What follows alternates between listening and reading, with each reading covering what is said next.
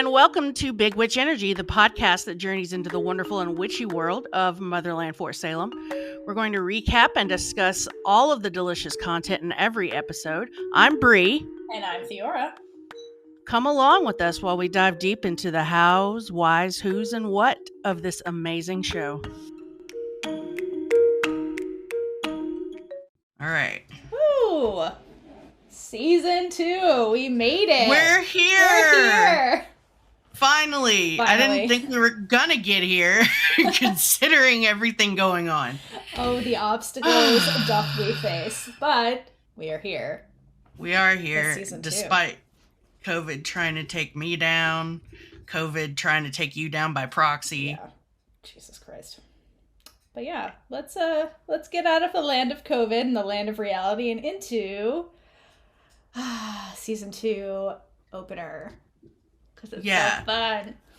We have a little bit of housekeeping first we do. That we need to talk about. So we asked you guys on Twitter what you would what we should name Flying Lady, because she hasn't had a first name up to this point, and someone went a little, I can't remember who it was. I should have noted the name, but anyway, whoever you were, thank you very much. Went on a little deep dive and found out that their name in the credits is Lieutenant Grigg, but we still needed a first name, so the top contenders ended up being Gwen, Helga, Olga, Doris, and miraculously or mysteriously Tata.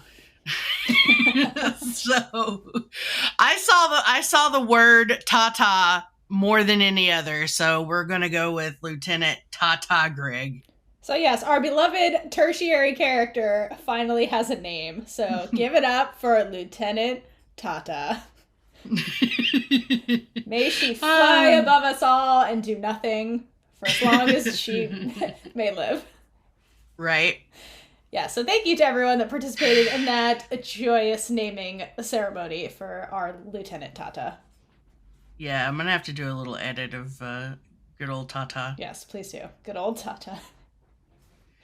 All right, so that's out of the way, and now we can get into the episode. Woo! Because we're picking up where all the drama left off. Mm-hmm. But let's see. The title of the episode is Of the Blood, and who wrote it? Oh, none other than Elliot. And Amanda Tapping is back directing. The Dream Team. Dream Team. So we're going to start off at a church, of all places. Dude, this creeped me out the first time I saw it. I'm like, why on earth too. Are we in a church? Like, and okay, here's in my brain as we're coming into, I'm like, there are not very many people in this church. No. What is going on? Yeah. And they're like spaced out. Mm-hmm. It's weird. Like, what are they, like social distancing of the church? Yeah, are they social distancing in Motherland now? But, so we have a girl who is about to do a solo. She's in choir robes, and she's standing in front of this beautiful stained glass window.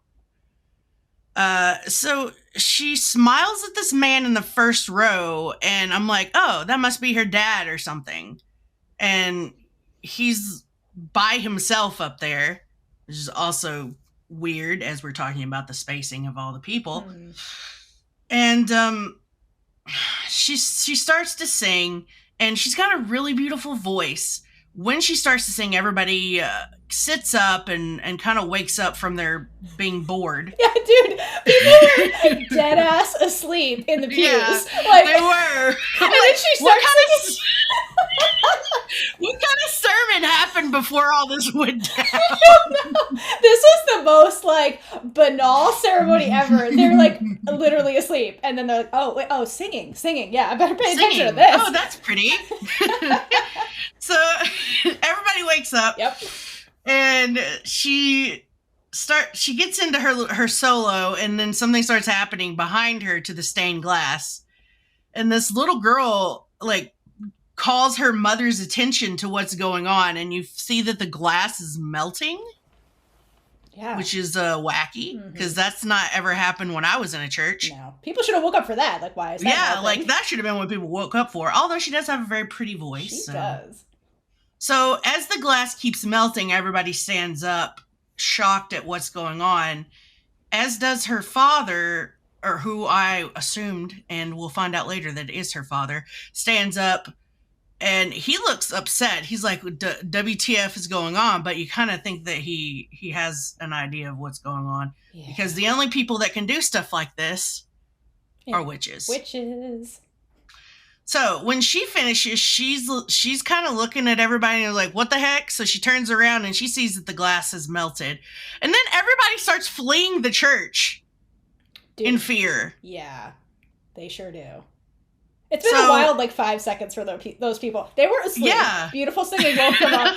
Now the church is under attack and they're fleeing. They might think they're in hell. I don't know. Yeah, well, Elliot talks about it in the After the Storm, and he says basically when they realize that, this is witches' work, because of all the spree attacks, they think they're under attack from the spree and that they might die, so that's why they run away. Right. Yeah. Makes sense. Totally. Makes sense. Mm-hmm. I'd run too. I'd be like, what in the... I'm gone. I wouldn't be in the church, but, if I was in the church, I'd be gone. I would be that idiot that goes up to the glass and, touches looks at it. Because it's like, hey, that's cool. Yeah, I'm just going to be honest with you. I'd probably be the first one that dies in an apocalypse. Yeah. It's not going to go well. Well, first of all, I wouldn't want to have to live through all of the horrible things. So, yes, please just get rid of me. But, dude, seriously. No, most people are like, yeah, I'd be so great in the apocalypse. I'm like, uh-huh. When all the stores run out of their food and nobody is replenishing that because everyone's fleeing from, the apocalypse, we're all fucked, so... Yeah. Whatever. You guys, do you even know what you can and cannot eat from, the wilderness? Right. I don't think so. No. Yeah, whatever. Delusion. Delusional. But I hole up at a Sam's Club and just try to survive that way. Yeah. But so would everybody else. Right. Party at Sam's Club, and when it's over, it's over. Whatever. We tried. Yeah, it's over. We're gonna surf on the beds while we can. Hell yes, that sounds like fun. Like in Princess Diaries too. Exactly. I was just thinking that. One brain cell is working again.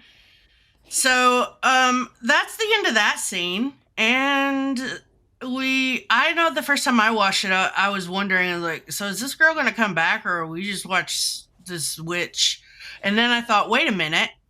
I remembered all those witches that were out in the wild, shall we say, just chilling in the population, either not knowing they were witches or hiding that they were witches and probably down the line somewhere. So I figured it had to be something to do with that. I cannot speak today.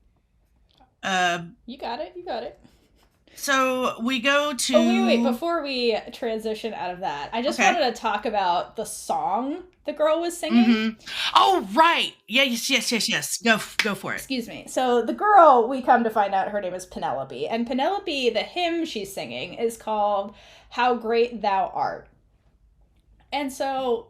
Elliot wrote this, so obviously he chose this song for a reason.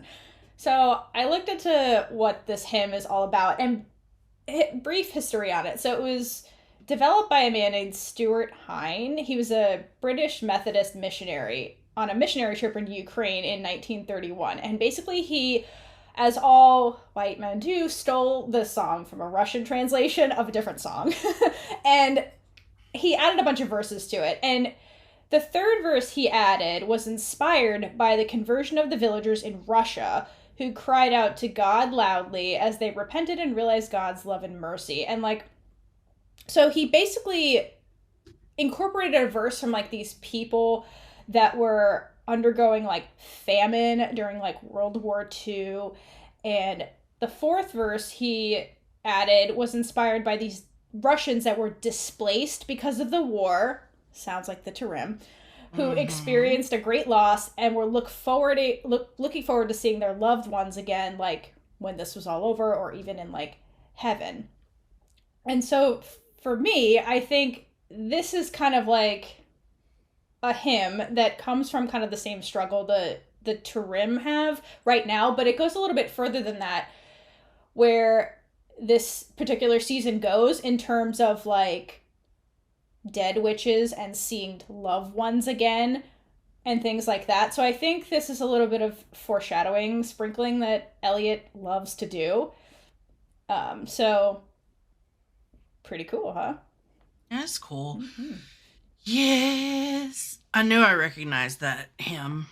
I just recognized the lyrics from experiences I've tried to repress Fair. as a child. Penelope sings it beautifully. I would have woken up too. Oh, I would have woken up too. Her voice is dope. Yeah. And what's interesting too with her is like, correct me if I'm wrong, but when she's singing and the glass starts melting, like you don't really hear her voice augment immediately. So it was really, You don't. it was weird to watch it and you're just like, cool, is it global warming? Like what is happening? Yeah. But then after a hot minute, it starts augmenting. You're like, oh, she's a witch. So the timing was very bizarre for like the shock factor, I think, is why they did that. I also wonder if she has had any experiences like this before.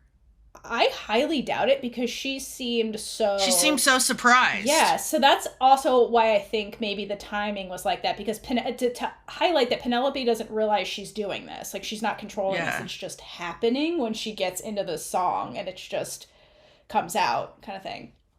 I wonder if it was because this was sort of on a grander stage than as far as there were people there and everything, and she was kind of just feeling the spirit, shall we say. Yeah. Because, I mean, obviously she practiced, so it didn't happen during practice. Totally. Yeah, no, I agree. I think that it's kind of like when you get on stage, I guess, whatever kind of stage, like something comes over you and you just like kind of go with it, and it's much more powerful because of the position you're in. So I think maybe that was happening. But I have to imagine possibly Penelope, when she was younger, maybe had some like little magical things happen, but like didn't recognize things were happening. Right. Where it's like, you know, she's doing whatever and things are floating behind her and she doesn't realize it. Or something small happens where you can brush it off as just being weird. But this is like too weird to be like, oh, coincidence. Yeah. And also, thing to note in this whole scene is that somebody was filming the whole thing.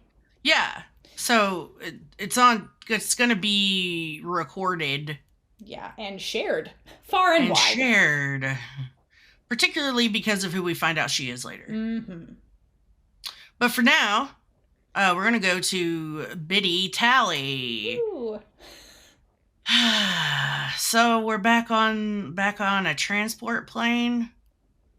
And Biddy Tally is comforting a very distraught Adil, who keeps thinking, why not us? And I'm like, because you weren't down there? I don't know. You guys weren't actually fighting. Yeah, like you were hiding in the bat. That's why. Exactly. You did not jump off the bat to save Raylla. But you can tell that Alder is actually shaken up. Because you see a shot of her down the way in the plane, and Adil then switches to asking Tally how being a biddy is, and she starts trying to explain it, but then she's like, maybe I shouldn't. Dude, the other biddies stop her. Yeah, they're like, like, why? I guess because they don't want anyone spilling Alder's secrets or whatever. I guess. It's weird. Like, some of the biddy stuff, like, this, like, extra lore we get with Tally is really weird. It's like, they're not allowed to talk. It's like Fight Club. It's like, if you're in Fight Club, you don't talk about Fight Club. Like, if you're in the biddy club, you can't talk about biddy club. And then it's really odd that, like, the biddies rarely ever talk, but Tally talks all the fucking time. As a biddy. Well, I mean, it's Tally. She's not really cut out to be a biddy, to be honest. Definitely not. But, like, up till this point, I thought the biddies couldn't talk aside from their hissing. But, like, this to me was proof that, like, the biddies choose this, like, weird vow of silence. And I'm also wondering why that is, too. Like, is that their choice? Or is it terms and conditions Alder made them sign? I don't know. Tally being biddy brought up biddy questions for me. Yeah, there's a lot of biddy questions, and I, for one, would like to know more about the connection and how it makes her. She explains a little bit later, but how it makes her feel. I mean, I just feel like it would be really chaotic in your mind to not be able to ever block people out. Yeah. Oh, for sure. And I wonder if because there's multiple quote unquote voices going on, if they choose silence to like lessen the chaos. Mitigate that? Yeah, you know? Whereas like Alder's voice has to be the predominant voice, but like they try to like almost like they consciously fade themselves into the background to like exist in this like cohabitation, you know? And I'm assuming they feel everything Alder feels, so yeah, to some that degree, has some yeah. interesting implications. For sure.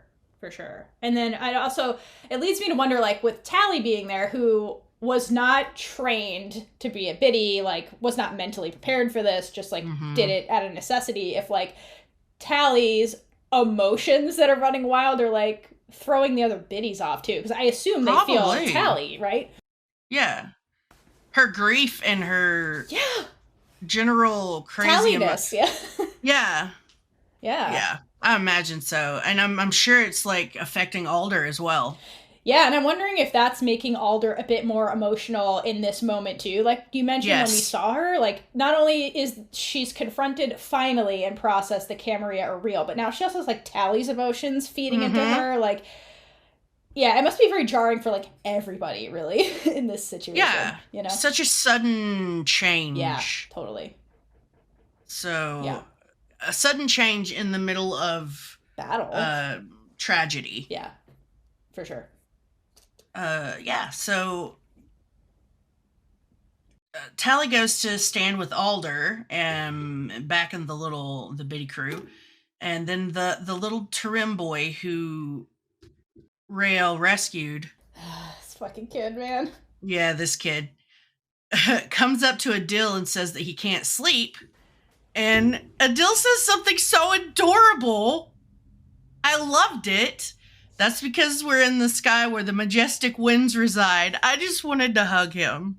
I have like a sudden outpouring of emotions for Adil all of a sudden. Because he's just so sweet. He is really sweet. And like, I love that he said that. Not only it shows like him, you know, we've heard a lot about how the Tarim all love each other and stuff, but you really see that community here with Adil. But I also love the language here because in the context of the Tarim, we've heard up till this point they're earth worshippers.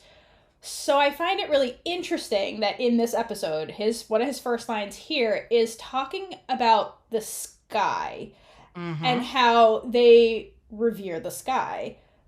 So I found that really interesting, having the sky language sprinkled in here, seeing where this goes later in this season. Exactly. So I love that. Damn you. So put a pin in that. Yep. Yes. So there are many reasons to enjoy that line. And Adil's character in general. Totally. I really do like him. I do too. He's a very good character. And he easily could have been like this like side nothing character, but they really fleshed him out as his own entity very slowly over time. Tony does a really good job with him too. Totally. The boy shows Adil the bowerbird charm and asks if the reason she died is because Raylla died is because she gave that to him. Yes. Yes. Yes. Fuck you, little kid. Yes. That was her battle charm. Yeah. Now you're here and she's not. Yes. All the shade to that child. I love how we're hating on this kid and he was just sitting there being like, he's just being scared of the bat because he's only ever known them for traumatic things. Anyway, that aside, Alder comes up with the biddies and kneels by the boy and tells him that her mother used to sing a song when she couldn't sleep. And then she starts to sing it. And the biddies join in. It's a really beautiful song. But it's apparently a song that's older than time. So this is one of those ancient songs that her family were the keepers of. Yeah. But I imagine it's more along the lines of a lullaby in a way, perhaps, version, rather than something that she's actually intending to do work with. Yeah, for sure. But Kind of like the way, fables get passed down based on like mm-hmm. real events. This is like the non-magical version of like magic work in song form. But I love the line, the song is older than time. So does that mean in this world that magic is older than time? Is my question. I imagine that that magic and work have existed long before humans did. So yeah, so that's pretty cool. I like that line. It is cool. Pretty poignant.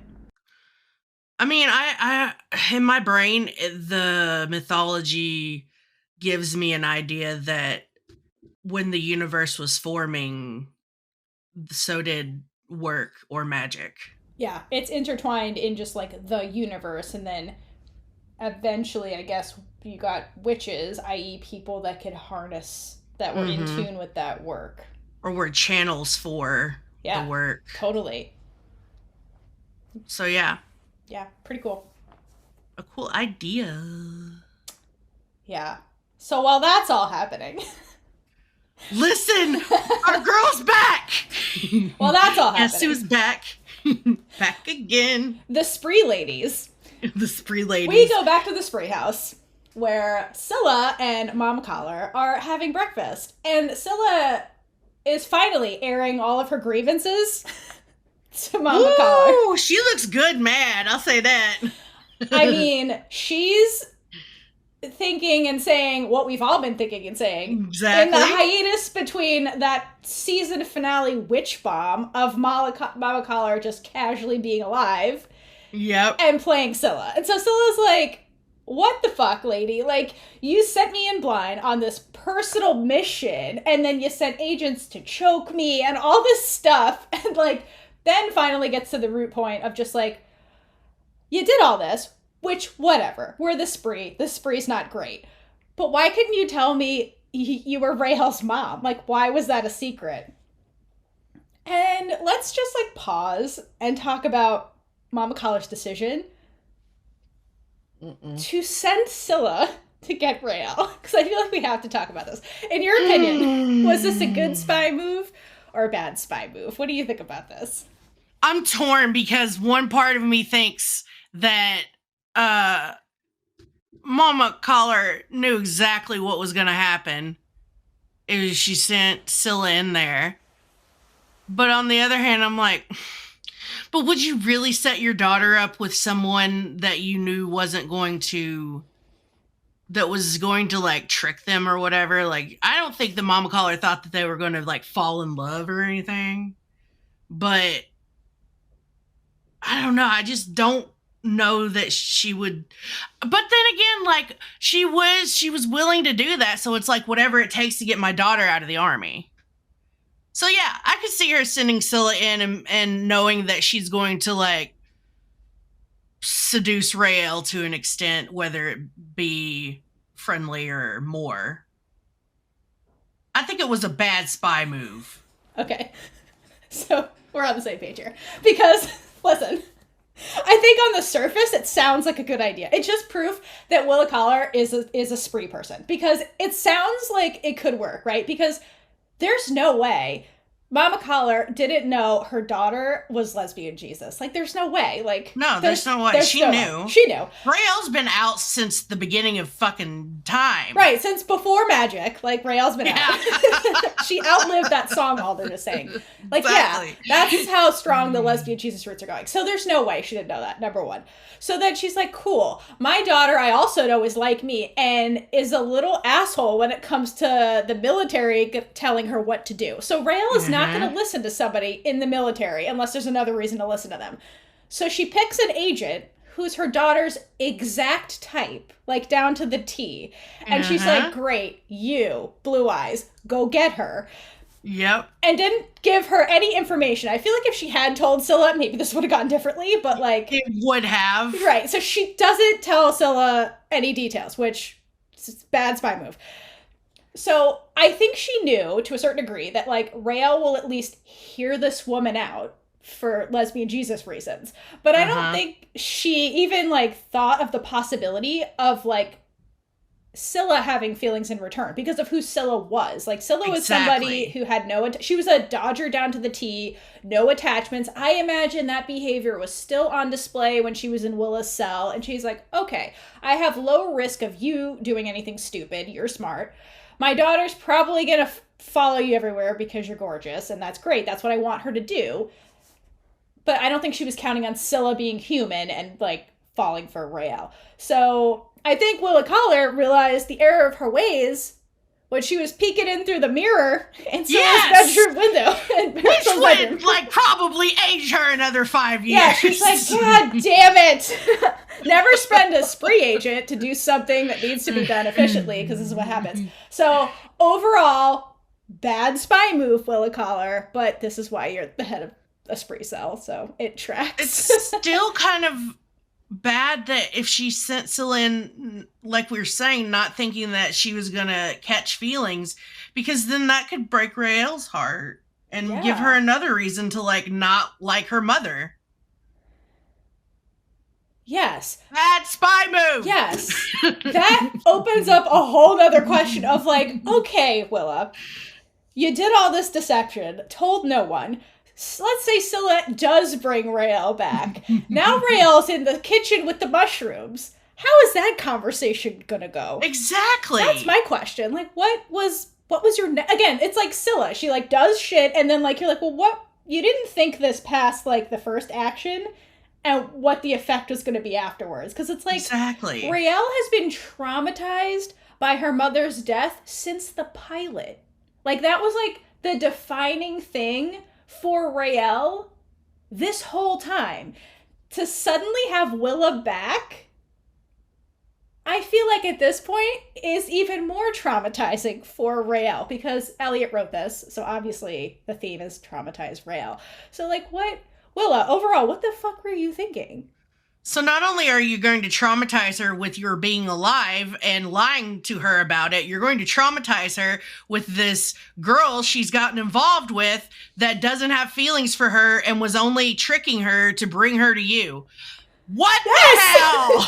Yes! Like, again, this whole mission was just designed to traumatize Raylla, is my point. Thank you! This is like a social experiment of awfulness. Like... Damn, exactly right. So, like, sounds good on paper. Overall, this is a terrible spy move by Willa. So, she's just proving us that she's definitely in the spree. That's what this is all about. Absolutely. So, after we get past the Raylla stuff, the conversation transitions to the Bellwether wedding. And there's more evidence from Scylla of all the fucked up shit they were doing. And Mama Collar's like, listen, like, that wasn't us, my dear. And ding, remember all those spree discrepancies we brought up? Here's Mama Collar confirming all that shit. And Scylla is just mad and keeps going until Mama Collar grabs her hand and she's like, all right, if you're not listening, let me show you. And they link, and she transports Scylla into this very fragmented memory of why this wasn't the spree. And I want to note that when they go into this dream sequence, when they link, which is pretty cool, because we haven't really seen anybody link directing somebody towards a specific memory, like, consciously. Like, we've seen Anacostia force a link with Scylla to get a memory. We've seen memories just leak when Raylla was healing. Yeah, when Raylla was healing Porter, but it was like they weren't controlling it. It was just memories were shifting. This is Willa finding a specific memory and showing Scylla. But I want to note, when they go into the memory, the edges of the memory are laced with red. And the color red is significant and synonymous with, like, violence and warfare. So you get the sense right from the beginning that this isn't going to be good, what Mama Collar's about to show her. And it opens with this fancy French restaurant in Belgium that's closing early for a private party of all these spree leaders. They just, like, knocked out all the patrons and, like, took over this party. And Willa walks in this fly-ass suit, like the boss bitch she is. Gosh, she looked good in that suit. Swoons and Diana! Yes, man. Girl. Why are the Spree women so sexy is my question. I'm not questioning it, really. I just love it, but... Yeah. We don't need an answer because they just are. We just need to ask the question. Yeah, like, is it in the script is my question. They're like, do this, but be sexy about it. Because they all do it, so... Anyway, it's just part of being in the Spree. It's part of that, like, checklist when they apply. So... They're cheersing because one of the agents has brought in new Spree agents and they're toasting. And as they're doing this, like, a glass breaks somewhere that isn't with the conscious people in the room. So Willa goes to investigate this noise and discovers there's a woman at the bar with this, like, earpiece. And I guess the earpiece makes her immune to whatever work they did to knock everybody out because she, like, wakes up immediately and throws this silver ball towards the group of Spree leaders at the table. And if you close up on the ball, it's got, like, a cross on it that looks exactly like the same cross design on the Camarilla scythe. So, from the Memorial Hall. So, this is the Camarilla throwing this silver ball. And what comes out of the silver ball is that plague, the thing that attacked Kalita. And it immediately takes out all the witches at the table. And... Willa. I'm just gonna break in for 1 second and say my first question when this happened was, is this like Christian Pokemon or something?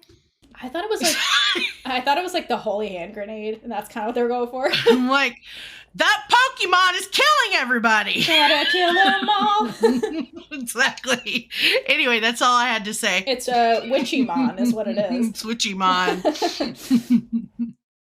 Yeah, so the Spree agent was getting her Witchymon on, and Willa, because she was the only one that investigated the creepy noise with no backup, is far enough away from the plague that she could escape. And then the vision ends. And Willa explains to Scylla that, like, what I just showed you was the Camarilla taking out half of the Spree leadership with that one little Witchymon ball. And she's like, so, we weren't behind the Bellwether wedding. We're being hunted by the Camarilla again, and I want you to join me in hunting them, because this is way more important than whatever our bullshit with the army was about. Like, someone is hunting all of us. Like, come with me. So, for me, I love this because we start with Willa showing us she's a bad spy, and then we end with this, where it shows us that Willa has character and, like, is a lot like Scylla in a certain sense, where she sees the bigger picture about, like, all witches being hunted is way more important than whatever, like, squabbling crap we were doing with the army. It's not really about conscription. Like, yeah, that still sucks, but now we have a much bigger problem, which is, like, we're all at risk, not just the Spree, not just the army. And so I love that. And I think it's something Scylla obviously relates to, because that was her reason for, like, wanting to join the Spree in the first place, because she was hunted. Her parents were kind of killed and all this stuff. And so the last shot is really Scylla kind of sitting with us and mulling it over. But I think we all know what she's going to decide in the end. Let's be real. I really like that you pointed out that there are similarities between Scylla and Willa, and not only that their names rhyme. Yes. Elliot. Which makes me laugh. Elliot. But it kind of makes me giggle a little bit, because there are similarities, and it's almost like I could see someone making a joke about how Raylla's fallen for, like, the person that's like her mom.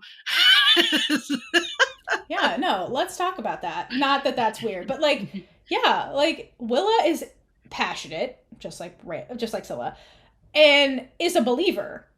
Mm-hmm. But I think they're a little bit different, where, like, Scylla was kind of not indoctrinated in a sense, but she kind of was. Like, she grew up as a Dodger and was kind of grown around that, like, anti-army rhetoric. Whereas, like, we'll come to find out in this episode that Willa got there through a very different, more personal path. But you see that they're both, like, people who, you know, believe in their convictions and are willing to make big sacrifices for what they think is the greater good. And I think that is something they definitely have in common. And they're both very smart, you'll see, even though, again, we just dissected the strangeness of sending Scylla to get Raylla. But, like, they're both pretty smart and cunning, and, you know, they definitely have a lot of stuff in common. I love that. I think that a lot of times people who are very smart have common sense blind spots. Oh, yes. 1,000,000%. that Scylla, kind of is what let's talk about work Scylla. here. Lighting your face on fire in front of dorm room windows. There are so many instances of her doing stupid shit. The way that she walked through the Bellwether wedding on fire. She's not subtle. I mean, Amalia said it before. She's not a subtle person. Again, Scylla does things and doesn't think it through, and then she's like, crap. Mm-hmm. Now what? Yeah. My favorite instance of this is in season 2, and I will point it out. I'm so excited. I need to know. This is going to be exciting. It's so good. Don't tell me. I won't. I just want to know when it comes up. It's so good. But yeah, I think that's... I like that scene because of obvious reasons, but also because we get to actually see spree leadership, because they talk about how disorganized and non-centralized this group is, but we're seeing some centralization. They've all come together. Right. And it reminds me of like I know this is a celebration for them, but it almost reminds me of like a spree Hague in a way. Yeah. But yeah, like I think they're so. coming together to discuss spree business. So right, because think about it, the spree is designed in like this they call it like a hive format, a cell format, where basically there's no one leader at the top. They all kind of exist in these parallel hierarchies, and the reason they do that is because if you take out one cell, like if somebody wiped out Willa's cell, like all of her spree minions, you couldn't trace her to the other spree cells. So it makes it very difficult to like take them down all at once. Whereas like with the army has a hierarchy, right? There's Alder at the top, then you have her generals, etc. And it's like if you take out Alder, you take out the generals and bomb like Fort Salem, it like basically kind of wipes them out and makes them disorganized. Decimates things. Yeah, and so you can't do that with the spree. So to your point, like there has to be a way for them to coordinate. So like I guess they do it this way where they don't have a central office. Like, there is no Fort Spree. So they commandeer these, like, human places because, again, Alder said they hide in plain sight because no one's looking for you in plain sight. So they just hijacked this restaurant in Belgium. And we're like, let's meet here and have our leadership meeting. So it kind of begs the question of, like, okay, well, then how did that Camarilla agent know they were going to be there? Is one of my questions.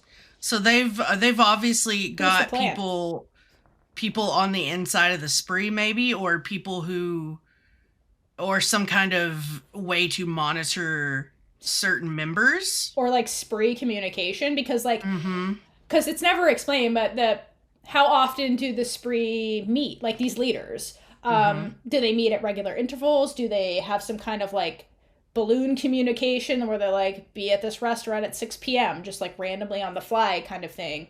I just assume they communicated with far speech. Yeah, potentially that too. And then what do the Camarilla have a way to intercept the far speech? That would be terrifying. It would be. I guess we'll find out, but I don't think that they do, but because just the way that works.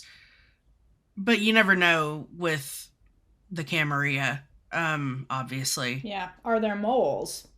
Yeah. Like, are there self-hating witches that are moles? Exactly. I'd also like to say one thing to one of our listeners, for Salem Necro, who's always giving us like little pieces of artwork after the episodes. Dude, you rule, by the way. You rule, number Check one. Check out this page because it's hilarious.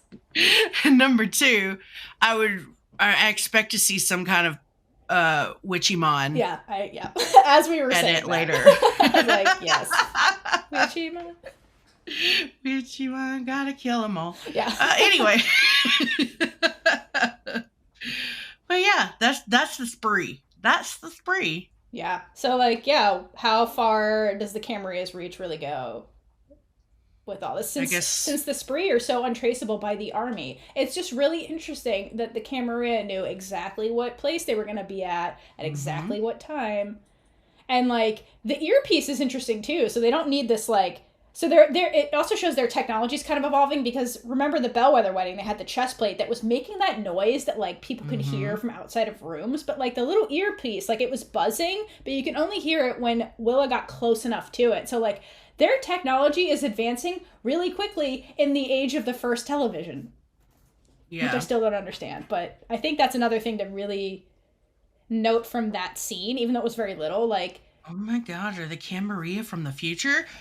Dun dun dun! Dude, it's a good question. Where they have DVD players. I don't know. Yeah, I don't know. The internet. Or...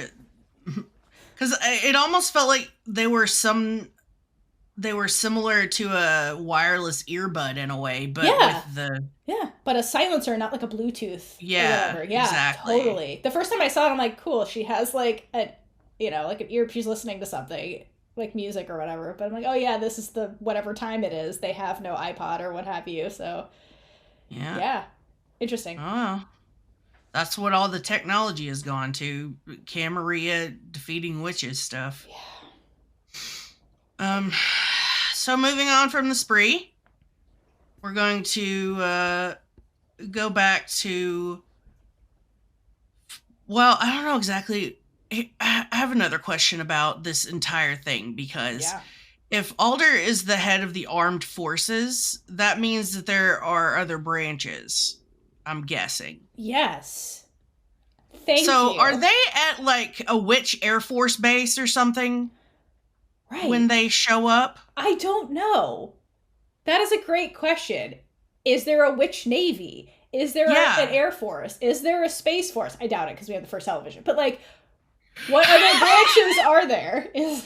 I need to know this, Elliot. Explain. But the reason that I thought of that was because they show up and they're obviously at some kind of air base. Yeah. When they've landed. So it's like, is this all... Because I know that, in our timeline, the Air Force branched off of the Army. So right. It's just never branched off and it's all combined? That's my question. Anyway, so they come back to Salem. I'm guessing they're nearby Fort Salem. And Petra meets them as they get off the plane, and she's obviously very distraught. And she confronts Alder. And there are a couple of things I love about this scene. Number one, Petra's not taking any shit. Yes. Yes, ma'am. Number two, she tells the biddies, you can hiss all you want, or something to that effect, basically. Like, I don't fucking care about your hissing. Like, finally, somebody said it. I was like, somebody finally said it! Leave it to Petra. No fucks, Petra. I love it. Yeah. And then she says, I've marked you with this, Sarah. In the storm? Yeah, in the storm. But Sarah's just saying, basically, like, she chose to come, etc., etc. But Petra, as we know, doesn't have the most love for Alder in the first place. No. So she's obviously going to put a lot of blame on her for this entire situation. But yeah. So I like that line, I've marked you with this, Sarah. Like, this is not going away. Yeah, it's like, I already fucking hated you, but this is the last straw kind of thing. This is the last straw. Yeah. But like, then... like, that's the last thing Alder needs, too, is just, like, more discontent with her generals. Yeah. Exactly. Yeah. So Anacostia comes up as well, and she sees that Tally has been biddied. This reaction was so heartbreaking. Such a heart. Oh my god, these women were killing me. I know.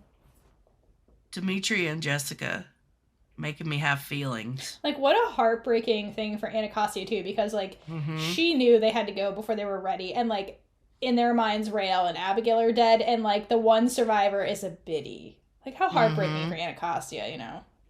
So yes. Sad. Well, I feel like in this scene, they're mourning her youth, in a way. They're not only mourning Raylla and Abigail, they're mourning Tally's life that could have been. Yeah, like, basically they all lost their lives. You know, Tally's was just figurative.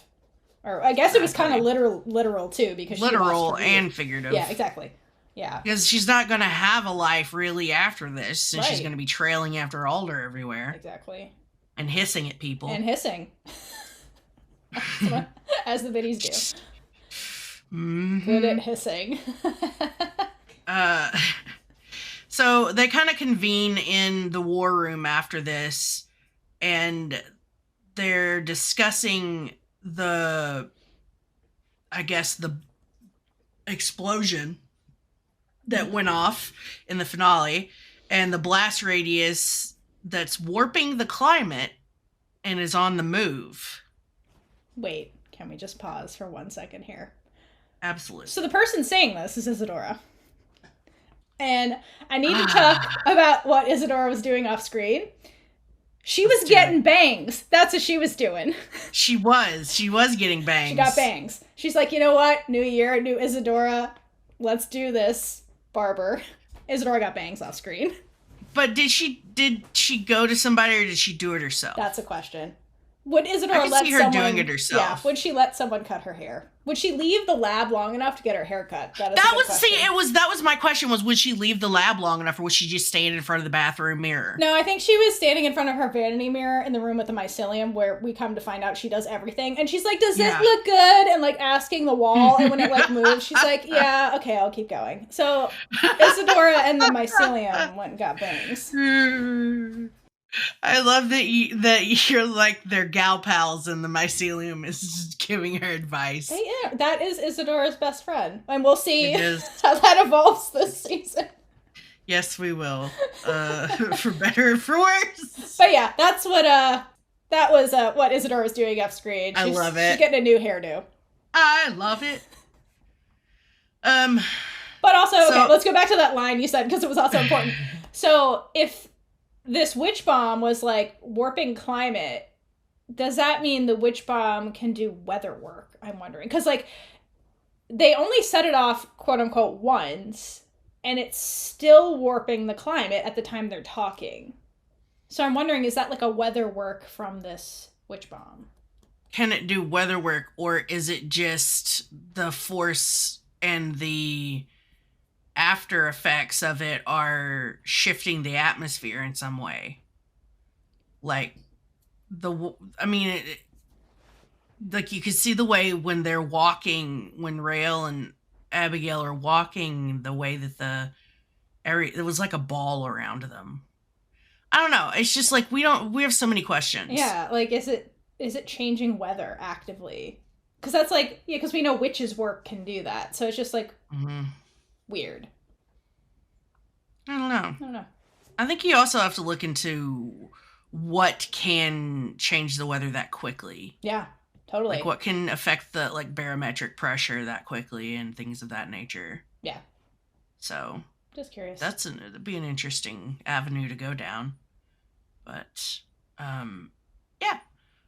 So right after Isadora says this, Petra shows up in the war room, and everyone's surprised. And Alder starts off by saying, you don't have, take your time. You don't have to be here. And I think that's like two-pronged in that she really was concerned about Petra not having enough time to mourn, but at the same time, she's like, you don't need to be here. Like, you already pissed at me. Yeah. But Petra says, soldier first, mother second. And I'm like, that is your mantra, and I'm going to slap you around for it. Yep. And whose hand does she grab after that? Clary. Who also had to do that lost same her daughter. Thing. Yeah. Mm-hmm. Yep. So they have a moment, and I did like that Clary gave her a little comfort in that time, but I did not like that line at all. Yeah, I know. It's such, like, propaganda-y stuff. Yeah. Well, it's just what she grew up learning, indoctrinated. Everyone in this damn show has been indoctrinated in some way, shape, or form. For sure. I mean... That's reality. Reality, yeah. But, so...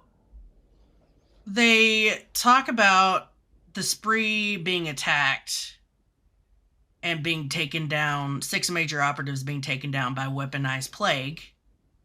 So that's referring to the attack that Willa showed Scylla. And they come to the conclusion that the attack on the Tarim was to lure Sarah out in the open, or General Alder, out in the open, and that's why they dressed the Tarim woman that they killed like Alder's sister. So that's what it takes to convince Alder that it's the Camarilla and that she's been blinded by her trauma. I like that she has the line, I should have believed you. Yeah, she apologizes to Isadora. And it's like, yeah, you should. Yeah. In fact, you should probably go a step further. But whatever. But I love that it's like, at least it shows that while Alder was acting irrationally and very blinded, when she's faced with the truth, finally, she's big enough to admit she was wrong. Mm-hmm. And I think Alder is finally starting to see in this moment how her behavior was really affecting everything. And she Exactly. owns it. And like, I wish we had more leaders in real life that did this. Thank you. Like, as messy as Alder is, at least she can own up to her shit when it's undeniable. And change her mind when the truth is revealed, and not like double down on the wrongness so that she's not perceived as being wrong. It's ridiculous. But yeah, so that shows Alder's character. She has enough modesty to do that. Yeah, for sure. This is why more women should be leaders, is what I'm saying. Thank you. But, whatever. Thanks, Elliot. Yeah. For goodness sake. Yeah. But... And then they just go on to discuss how the Camarilla have found a way to approximate witch work, and that they want this whole like drawing Alder out was a distraction because they wanted more time to harvest our voices. And so they disguised all these attacks as spree attacks, which makes sense. Yeah, it's divide and conquer strategy. They, the Romans did. They just kept the witches fighting each other, and then they were in the background, like, revving up their army.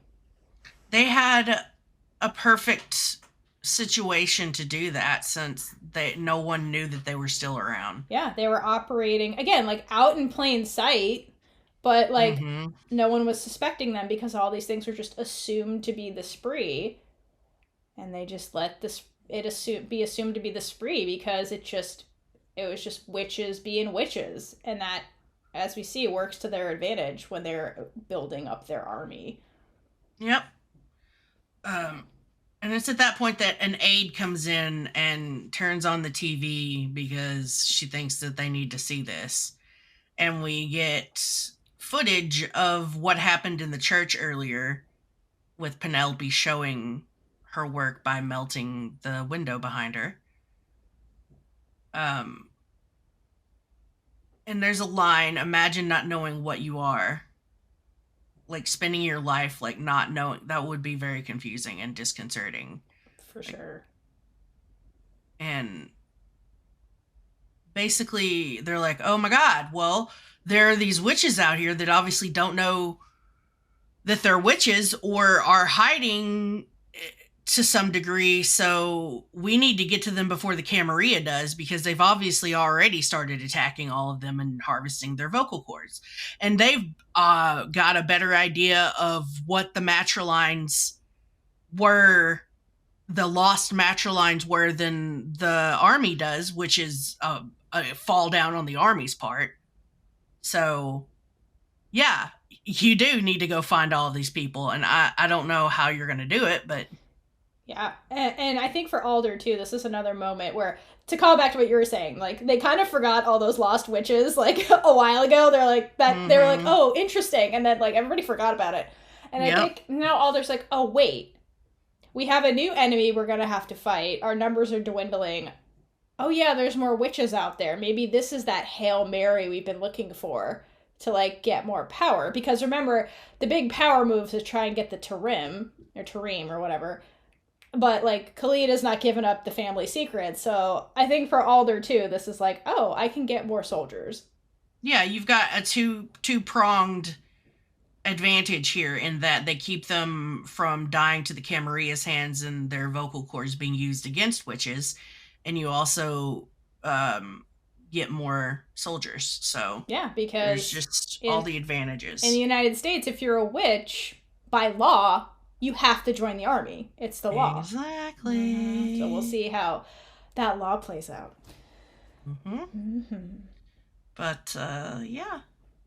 Yeah. That's that scene, and I like that you get a lot of information in a short amount of time there. Yeah, and I love that they call back to, like, a lot of stuff that happened in season 1 too in that short window. Yeah, it was a nice Scene, you know? revisit of like, Yeah. oh, we're finally acknowledging things. Thank you. Yeah, like Clary's pain and like Petra's Mm-hmm. pain and Isidora's bangs and Alder and like Mm-hmm. those lost witches from the Bellwether wedding. Speaking of that, that was important. So I love it. It tied a lot of things together in a very succinct way. So excellent writing.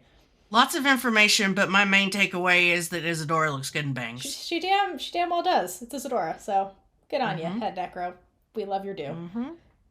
So from the adults, we go back to, well, I guess we finally go back to Abigail and Raylla in the blast zone. So they're in the middle of that climate changing cloud. And of course, they're in the golden light because Raylla's there.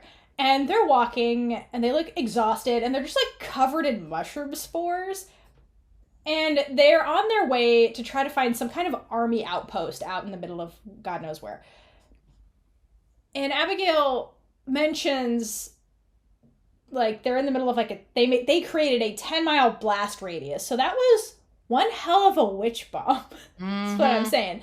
That's like, so it's 10 miles of just like climate warping and all these mushrooms and all this stuff. So very descriptive power of what they just did. And in that little descriptor, she calls Raylla a shitbird. I Parentheses. love this Parentheses part. affectionate. And Raylla has clearly been hearing this on their whole walk through this 10-mile radius. And she's like, if you keep calling me shitbird every 2 seconds, it's not going to be special anymore. And I really want it to be special. I love that. The delivery, Taylor. It's so good. You're hilarious. It's so good. And so good. they keep walking, and eventually they stumble upon this body that's like buzzing with flies, and the body's covered in mushrooms. And Abigail says, we did this. Like, we did all this destruction and covered everything in mushrooms. And ever the opportunist, Abigail is like, we should show this to the army when we get back, because look at this destruction. This could be a weapon. And Raylla, being Raylla, is like, no, we shouldn't do this, because then we're going to spend the rest of our lives in a lab as one of Isidora's experiment. And Raylla doesn't want that. Who would want that? But Abigail can't see past that we could make the army better and make a name for ourselves. And she's like, we could be canon. Like, we could be new canon work, because that's so rare, and how cool would that be? But they don't get any further into this discussion because 4 soldiers interrupt them, and they're like, who the fuck are you guys? And Abigail is like, great, the army was looking for it, see Raylla, I knew it. And tries to introduce herself, but she gets cut off by one of the soldiers. And they're like, listen, we don't care who you are, and we can't verify. You could be wearing anybody's face. So they put some silencing collars on them, and they take them away from the blast zone to like verify who they are. Yep. That's what my next question is, what's the verification process? Right. How do you tell if their face is their face? Right. That is a great question. Do they put a flame up to their face and see if it ignites? I imagine there has to be a seed, like a seed that will reveal magic. So you probably have got a seed that will just like, if they sing that seed, it'll reveal whatever magic has happened or whatever, dispel it. Ooh, does the seed of revealing let you see their real faces? Yeah. Dun dun dun. We're asking because we never see it. Yeah, exactly. That's a good point. So, hey, I think we figured that one out already. All right, cool. Go us. Yeah, it's 1-0 now, Elliot. Well, it's like 1 to like 100 because you have millions of things on us. 100. I think we're like at 1 to infinity, honestly, because we can't get inside of his head. We can't, but let us have this one. Yeah, just this one. We got it. Okay, cool. Woo! But now we're gonna go to Tally hanging out with the biddies and Alder. And Tally's wearing the biddy uniform, which is different from the regular uniform, as we've discussed before. And it creeps me out a little bit. I don't like it at all. It unsettles me seeing her old like that. But Tally brings Alder a book for whatever reason, and Alder tells her to sit down, and of course Tally's first reaction is, what did I do wrong? Yeah. Like, did I do something wrong? Because like she's so insecure about her skills as a biddy. And Alder just wants to thank her for her sacrifice, and she explains to her that becoming a biddy is something people train for years, and that there are special qualities that witches should have to be a biddy. And then Tally interrupts her with like, "Oh, I can catch up," and I'm like, "Tally, honey, just listen. Just listen to Alder." I know, Tally's a bit of a people pleaser. She really is. Especially she's a huge with like pleaser. Alder, who she's like restored her faith in at the end of last season. So she's like, yeah, I'm not trying to let you down. Exactly. Okay. Especially now that she's super connected to Alder and she can, feel all the feels and stuff. Yeah, that too, but for sure. Alder offers her a chance to get back to life as it was before. But Tally says, well, I made the decision and this is my way to serve. So you get the idea that Tally has determined that since her unit is gone and her sisters are dead, this is the way that she's going to spend her life. So she's kind of resigned herself to this. And I think that in this moment, she's like, if I go back to being young again, I'm just going to, have this life of mourning and whatnot. And that I'm already here. I might as well this be my way to serve. So yeah. Just to add to that, because think about Tally, like her class's journey through the army. It was very much instilled in them. It's like, you're a unit. You function as this unit, this singular thing. And like, she lost her unit. Like, they're dead to her right now. So like, how does Tally go on in the army without them? So exactly, she doesn't want a new unit. Yeah, like, do they form new units after, if units are dismembered? They have to. But like, yeah, for Tally, I think that was part of the sadness with Anacostia that we talked about. Like, they're mourning, like, Tally kind of lost her, she lost her unit. She kind of lost who she was before. And so Tally's like, how do I even go on? This is how I go on now. It's very sad. So this is her new unit, or the biddies, and Alder. Exactly. So she's kind of accepted that. Yeah. But once again, one of these very busy and mysterious aides I'm telling you, they run the army. They literally run the fucking army. They do! Without them, nothing would get done. Nothing would be communicated. Nothing would get done. So this aide comes in to speak to the general, and this is really cool because Alder is facing the aide when she's speaking, and then Tally feels or hears the thoughts that Alder is having through their connection, because she knows that Raylla and Abigail have been found alive before Alder can even turn around and tell her. So I just thought that was a really cool touch. Yeah, it's cute. And that Jess did it really well. So, yeah. So immediately Tally starts to cry, and she's just looks to be filled with like joy, and immediately says that she wants to be young again now that her unit's alive.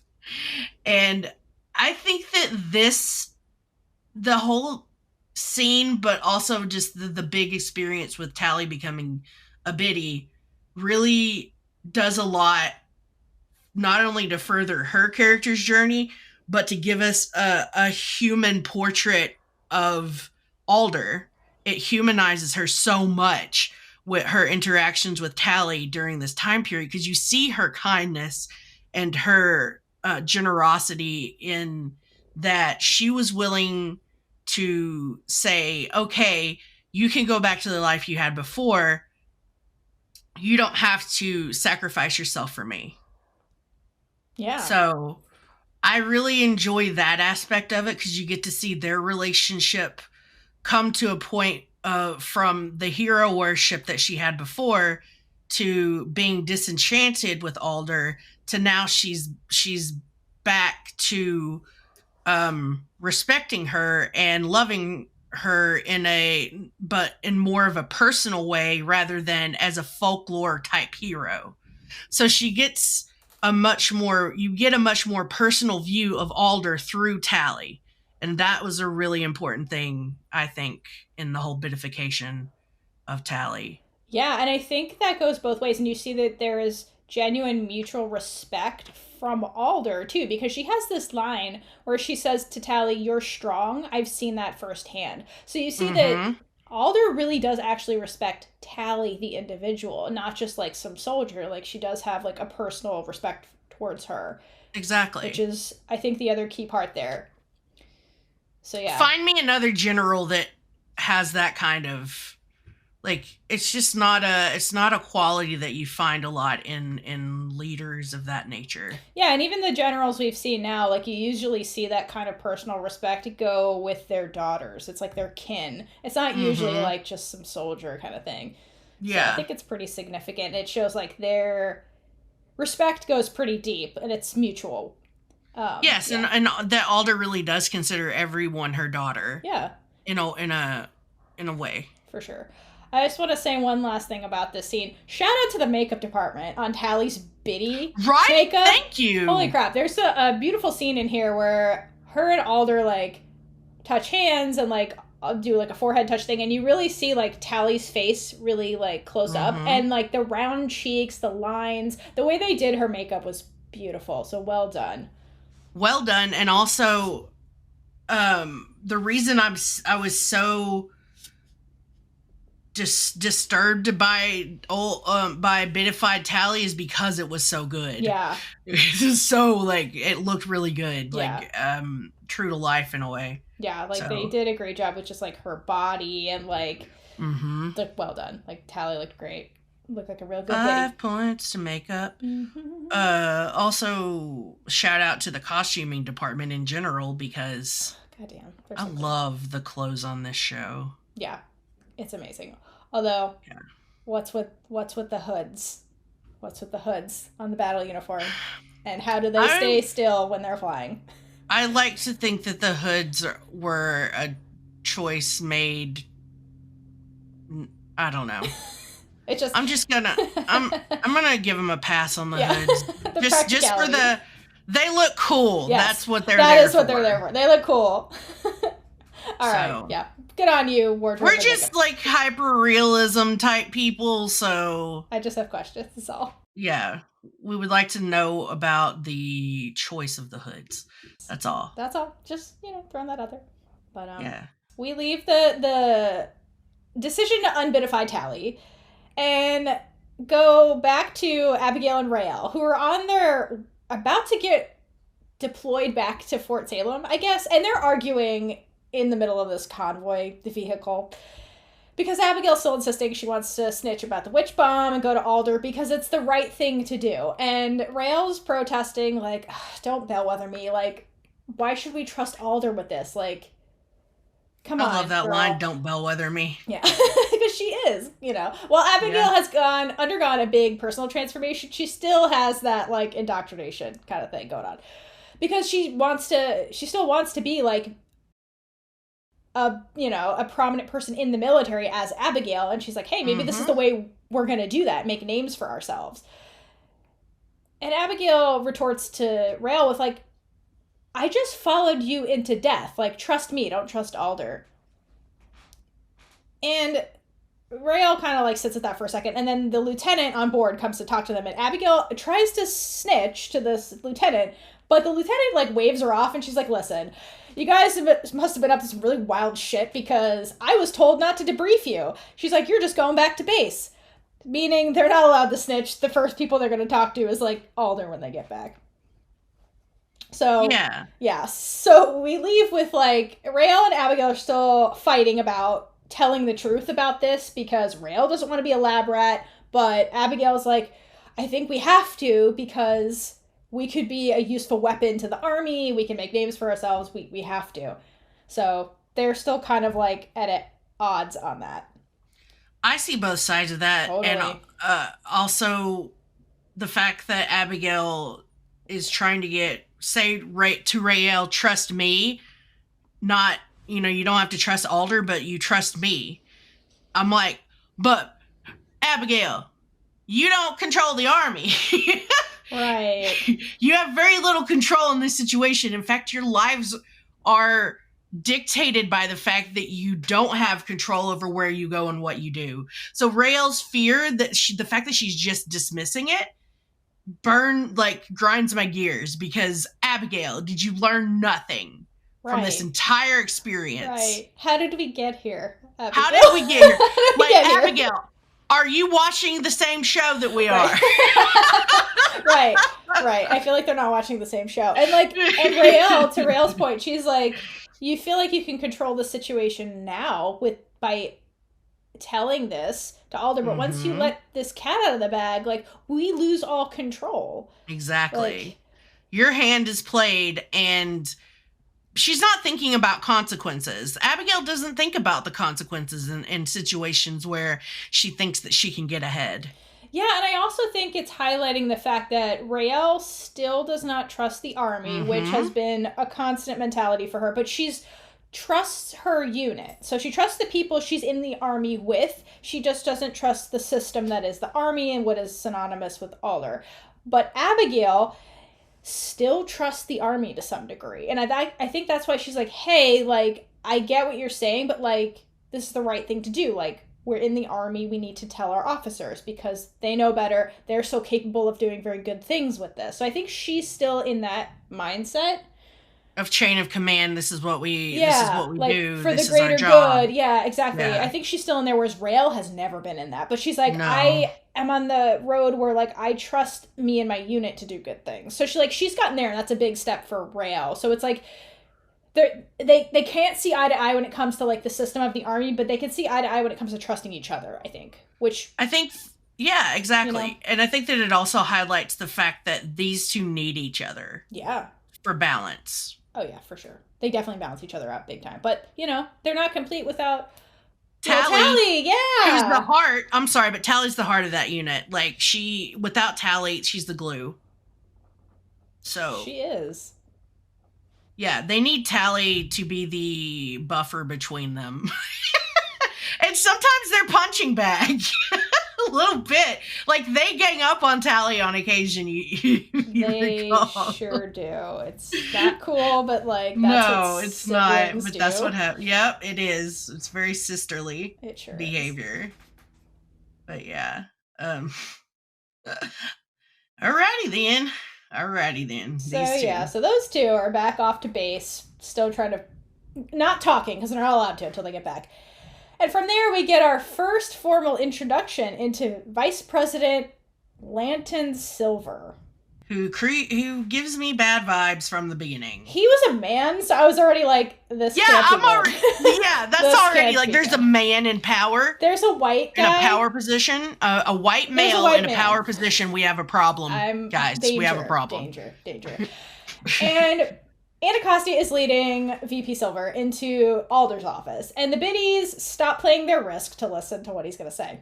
When Alder immediately transitions into talking about his daughter, whom we snitched earlier, is named Penelope, and he's like, yeah, Penelope's fine, but I'm the one freaking out. So this is one of those situations where, the kids are fine, but the parents are freaking out. Kind of like what's going on in America at this very moment. Thank you. Yeah, so... Way to predict the future there, Elliot, by what we've done in the past. But anyway, he's confused about the whole situation because let's pause for a moment. So he is a human. And as a human, even in a position of power within the government that holds sway over a witch army, has never had to think about witches before, really. So now he's asking questions like, what is a matriline? What is all this witch business? Is basically what he's talking about, because this is so reality. Whereas, again, the group of people you view as other and have dehumanized, you never have to really think about them and their struggle unless it affects you and your group of people. And that's what's happening here. And now he's suddenly like, wait, what's all this witch business I've never had to think about ever? And so Alder's trying to explain to him what's going on with Penelope and why he didn't know she was potentially a witch. And she explains, well, work that the witches do is passed through the women. So that's why we trace the mothers, because they're the ones passing off the work and the ability to do it. So that's the matriline.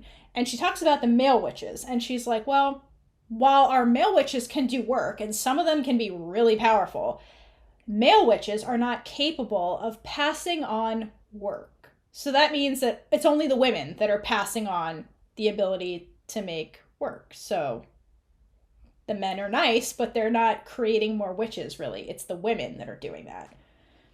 So we're going to pause for just a hot second because Alder just brought up the male witches. And a lovely listener named Cole on Instagram, shout out to you, asked us to do a what was this tertiary character doing off screen, and asked, what do the male witches do when they're off screen out at their school? And wants to know what their basic training looks like. So we're going to muse for a hot second about what are the male witches doing off screen right now. So do you want to start? I'll start. Have you ever seen the movie But I'm a Cheerleader? Hell yeah, of course. Okay. If you haven't, go watch it. That. It's like from our youth. Like, it's from back in the day. And it's got, some Clea Duvall and Natasha Lyonne. Woo! So, in that movie, they're at basically like a conversion camp of sorts, and they have the people do all of these super gender specific activities like pretending to vacuum and washing dishes for the women and throwing axes and chopping down trees or whatever for the guys. So this is what I imagine it to be a little bit like. So the guys are learning to knit, learning to bake, learning to make weapons for the witch army. So they're making the scourges and all that good mess. But I think that they're also like learning a lot of things about childcare, because who takes care of the children in this society? It's the dudes. So they're learning to cook, clean. They're basically in, what's that class? Home ec. They're like, their education is like home ec and weapon making. Yeah. No. IMO. I love the reference to the conversion camp to try to gender everything, because it really reminds me of, like, it's not like this now, but like 20 years ago, Boy Scouts and Girl Scouts.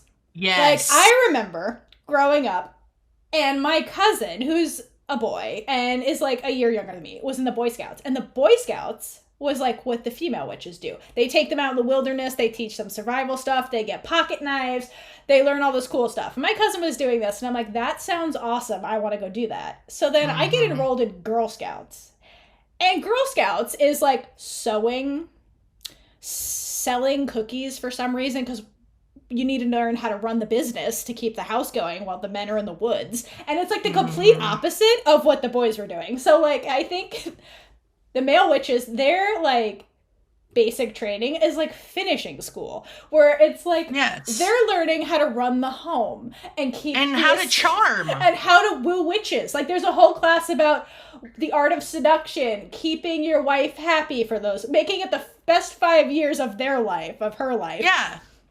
And it's like, when you don't want to do this, you close your eyes and think of America. Like, it's that kind of stuff that's being, like, indoctrinated into them. And being okay with your sister husbands. Yeah, it's like how to not be jealous, how to be a good husband while your wife's fighting wars. And I think other stuff, in all seriousness, that they have to learn, too, as we come to realize when, like, the High Atlantic stuff comes out, is, like, again, we've just heard from this dialogue with Sarah, is that while the male witches don't pass on work, per se, they are capable of passing on their best traits. Yep. So there has to be some technique that they have to learn to, like, consciously pass on traits to their daughters. So I feel like that's actually something they probably have to learn. And I assume, too, they probably do things to keep up the good image of, like, witches. So they're kind of like the ambassadors. Whereas, like, the women are on the front lines fighting. The men are probably doing charity work, like patriot-themed stuff, like the Daughters of the American Revolution. Like, they're the sons of They're out Salem, there doing bake sales and stuff. Yeah, they're the sons of Salem. They're doing bake sales and, like, keeping up good relations with the civilians. Cleaning parks. Yeah. Preparing for Beltane. They're probably doing that, too. They probably have an entire course dedicated to that ritual, Mm-hmm. So I think that's them. They're doing the culture work at home while, like, the women are doing the actual fighting. And they obviously have to learn work. I mean, they do learn work. Yeah. My question with the male witches, though, is, like, we'll come to see in a couple of scenes, there's some male witches make it all the way to war college. So, like, how does that work? We never really get an explanation if that's a new thing or if it's something that's happened. Yeah. Do we? Someone talked about it somewhere that, like, male witches used to fight in wars too, but, like, because male witches capable of work are so much more rare than the females. They're more. They had to preserve them and remove them from the front lines as the mature lines started dwindling. So they're just like, we need to protect them for breeding purposes. So it's weird that in the midst of all that, we have a young male witch in war college. So I'm wondering, like, what's the criteria there? You know, like, do they have to meet a certain bar that goes, like, above and beyond what the women can do to be considered for war college? Because somebody had to judge them and make that call. So is it witch father? Is it somebody else? Like, that's never really explained. So there has to be some kind of, like, combat trial that they have to go through. And they probably have to learn, you know, basic techniques. Like, from Porter, we know they at least learn linking. So they probably learn healing, which, again, would be good with childcare. So they have to have certain sets of skills when it comes to work. But I imagine they have a lot of defensive work in their education. Yeah, I assume, again, they're like National Guard. They're defending the home front, like last line of defense, protecting the next generation. So yeah, I imagine their combat is more defense-oriented versus, like, attack-oriented and, like, warfare, like what the women learn. Less martial, more homey. Yeah, totally. And I have to imagine their finishing school is probably somewhere deep in a forest where they're, like, they get to be attuned with nature because, you know, that's their whole culture. They can draw power from Mother Earth. And I feel like if that is the case, then that's a way that they are either inadvertently or very purposely kept sequestered from civilians, much like the way the army is kept sequestered within the walls of Fort Salem. But we know from season 1 with Witchfather that apparently they go on outings where they're able to get roughed up by cops. So I feel like, again, they're more exposed to the civilians than the women. Yeah. Because they're like the ambassadors, I think, is their function.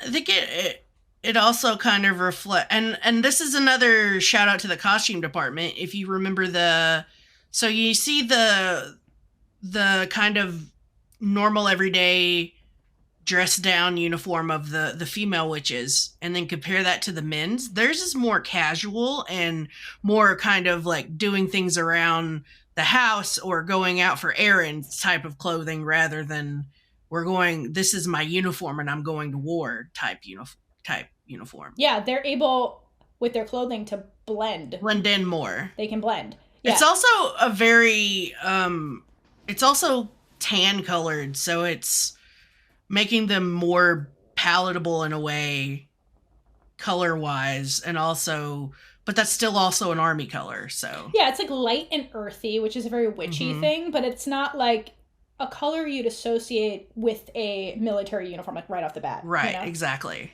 Yeah. I like it. Yeah. So thank you for that question, Cole. Thank you. Awesome. That set my brain on I love you, Cole. Yeah, we love you. I love talking to you. For those that don't know, I run the Insta poorly, so thank you for your patience, Cole. And Bree runs the Twitter. So, like, thank you for interacting with us and asking us this tertiary character question, because it's really fun. So keep them coming. Yeah, please do. Yeah, everybody, keep them coming. I have one more thing to add about that, because in my mind, there's a Baking 101 with Witchfather class. Okay, as we were talking, my mind was like, what if they had the Great Male Witch Bake Off or something? Oh, yes!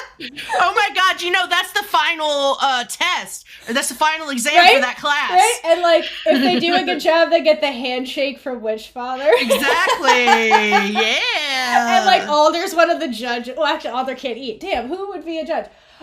Lieutenant Tata is a judge, obviously. She somehow got in on that. Clary's a judge. Isadora, they get Isadora out of the lab like once a year for this. She loves her pies, okay? Yeah, Isadora loves her pie, so that's the reason she comes to the bake-off. Oh my god, that'd be amazing. It's like in the off Beltane season, they have this big festival in a giant tent on Fort Salem. Let's Exactly. I It'll want be this perfect. show. I love it. Love it. Look at, can you imagine all the male witches in their little aprons? The women it'd would be adorable. swooning like crazy. They're like, yes, "Ugh." they would. Except for Raylla. Yeah, she don't give a fuck. Raylla's like, when is give that a cake fuck. gonna be gone? God damn it. I just Yeah, want to eat like, the can cake. I get some cake? God damn. But yeah, so that's what the male witches are doing off screen. We're not done with this scene. So we're back to Alder, who is talking about the male witches and the matriline before we got on that amazing tangent, thanks to Cole. Yep. And so she's basically saying only the females pass on witch genes. And to Silver, this was a light bulb that went off, and he's like, oh, so you're saying my wife was, pause, one of you. So here was, just say I was witch. already like, it's not a dirty word. Mad that this white man is on screen. But then when he said that, I'm like, oh, so you're bigoted. Yeah. So I was like, this can't be good. A bigot. And Tally picks up on this and starts scoffing in the background, and like, we're all with her. So he's, again, a bigoted white dude, so I didn't trust this guy. And here he is othering witches in front of Sarah Alder, which for some reason this government really enjoys doing, like Wade did it. It's ridiculous. Yeah, she could ground you into dust, sir. VP keeps commenting, he's like, my wife never melted windows, so like, how could she have been a witch? And Alder's like, well, you know, some people choose to hide from their duty. So your wife, probably like your daughter, probably had some inkling she was one of us, like throwing the language back, because she's a bad bitch and I love her. And, you know, Silver lets it drop that like his wife's dead, so he's like, well, we can't ask her because she's dead. And so, put a pin in that, because I have some thoughts about what's going on with VP's, how VP's daughter, or VP's wife, met her demise. But she is no longer with us. Oh, no.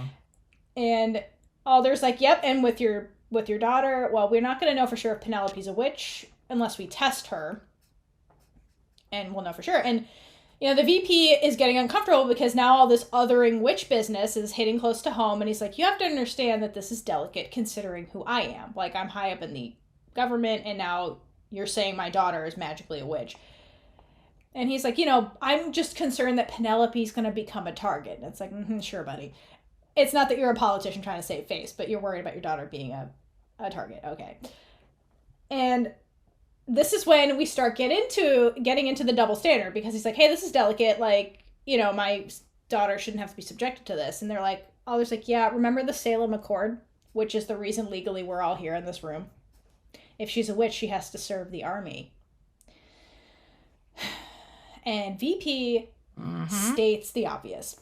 And the concerns of the spree, which I love, because now this issue is affecting him, a civilian, directly. He's like, so you want me to give you my daughter and all her daughters until the end of time.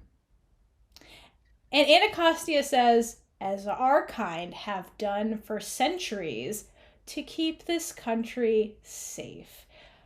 And this just harps to the privilege check. Like, the civilians don't care what happens to witches when they're viewed as others, but when the witches are like them and one of their own daughters are one of them, now their attitude suddenly shifts about this 300-year-old document. And they're like, well, we shouldn't have to do this. And it's like, yeah, weird. That's what the spree's been saying this whole time. Isn't that weird? Such a human thing. Yeah, we're so bad about keep that. Doing this over and over again. It doesn't matter until it affects me. But he's, whatever, still harping on the fact that he just wants his daughter to be safe. And Alder's like, well, we take care of our own. And that's that. Which kind of slams it home for him that she's no longer because with the Salem Accord, your daughter is now belongs to the state. She's state property. She may even be considered a slave in a way. Weird how that's suddenly not okay when it's your daughter. Weird. Almost like that might be a theme going forward. I don't know. Guess we'll see. I don't know. It could be. That guy. You know that Elliot guy. That guy who pulls all the strings. I love that scene just because Alder gets to kind of basically fuck with and tell off Silver in such a diplomatic way. And I also love that it's Anacostia being Anacostia, who's the ultimate rule follower. She's like, the rules are rules, no exception. Doesn't matter that it's the vice president's daughter. Yeah, we don't care who you are. She's a witch. Period. End of sentence. But, we still have to test her. But, if it's positive, if the test is positive. I mean, she melted a window, so probably. Yeah, but, we still have to do the things. Yeah. But from our, reality check with white privilege dude, we go to Petra waiting outside at the fort when transport comes up with Abigail and Raylla in it. And Petra's bawling, and she hugs the crap out of Abigail. And Raylla just kind of waits awkwardly right there beside them, looking haggard. As she has, since maybe halfway through the last season, she's just in perpetuity looking haggard. Seriously. To steal a word from Silver. But she asks if they can see Tally, which interrupts the hug. But before that, I do want to say that Abigail and Petra have a moment where Abigail starts to apologize, but Petra stops her and says no. And basically is like, I'm proud of you. That's a classic bellwether move. You did, you're becoming basically she's telling her you're becoming what I always wanted you to become. And that's someone who does the right thing and is proud to serve with their unit and their sisters and takes care of their own. So she's telling her you're becoming a bellwether, a classic bellwether. So, or not becoming, but you have done the name proud, is what she's saying. This is Mom Bellwether confirming, Abigail, you're living up to all my expectations. Exactly. Thank you. That's what I was trying to say, but it wasn't coming out right. And can we just go back to the hug? That was their longest hug ever. It was. It was. And I love the, that after Raylla does ask, can we see Tally? Petra goes and hugs Raylla. And I was like, whoa! Listen. The first time I saw that. Raylla really needed that hug. She really needed it, and she didn't know what to do with it at first, but then she gave in, and it was she needed that. She seriously did. And I really love that. I really feel like Petra was not just putting on airs when she said that Tally and Raylla are now family. Yeah, for sure. Yeah, that was a very you're my daughter too hug. Yeah. So she does consider Tally and Raylla as part of the Bellwether family as well because of their connection to Abigail. Yeah. So, it's just the only time in recent memory that Petra's made me be like, okay, I like you, Petra. It was a very sweet moment, and Petra doesn't get many of those, so soak that in. No, she doesn't. So I was so happy that Catherine got to act that. Mm-hmm. It was so good. And I love that she tells Abigail, I won't take this second chance for granted, and yes. I love you, daughter. Oh, so sweet. So many feels. So it kind of harkens back to them fighting side by side against who we now know was the Camarilla attacking their family. Yeah. And it really, once again, gives you those super, super mother-daughter bond vibes. I love it. But, she's like, yeah, I was going to take you to see Tally. Let's go.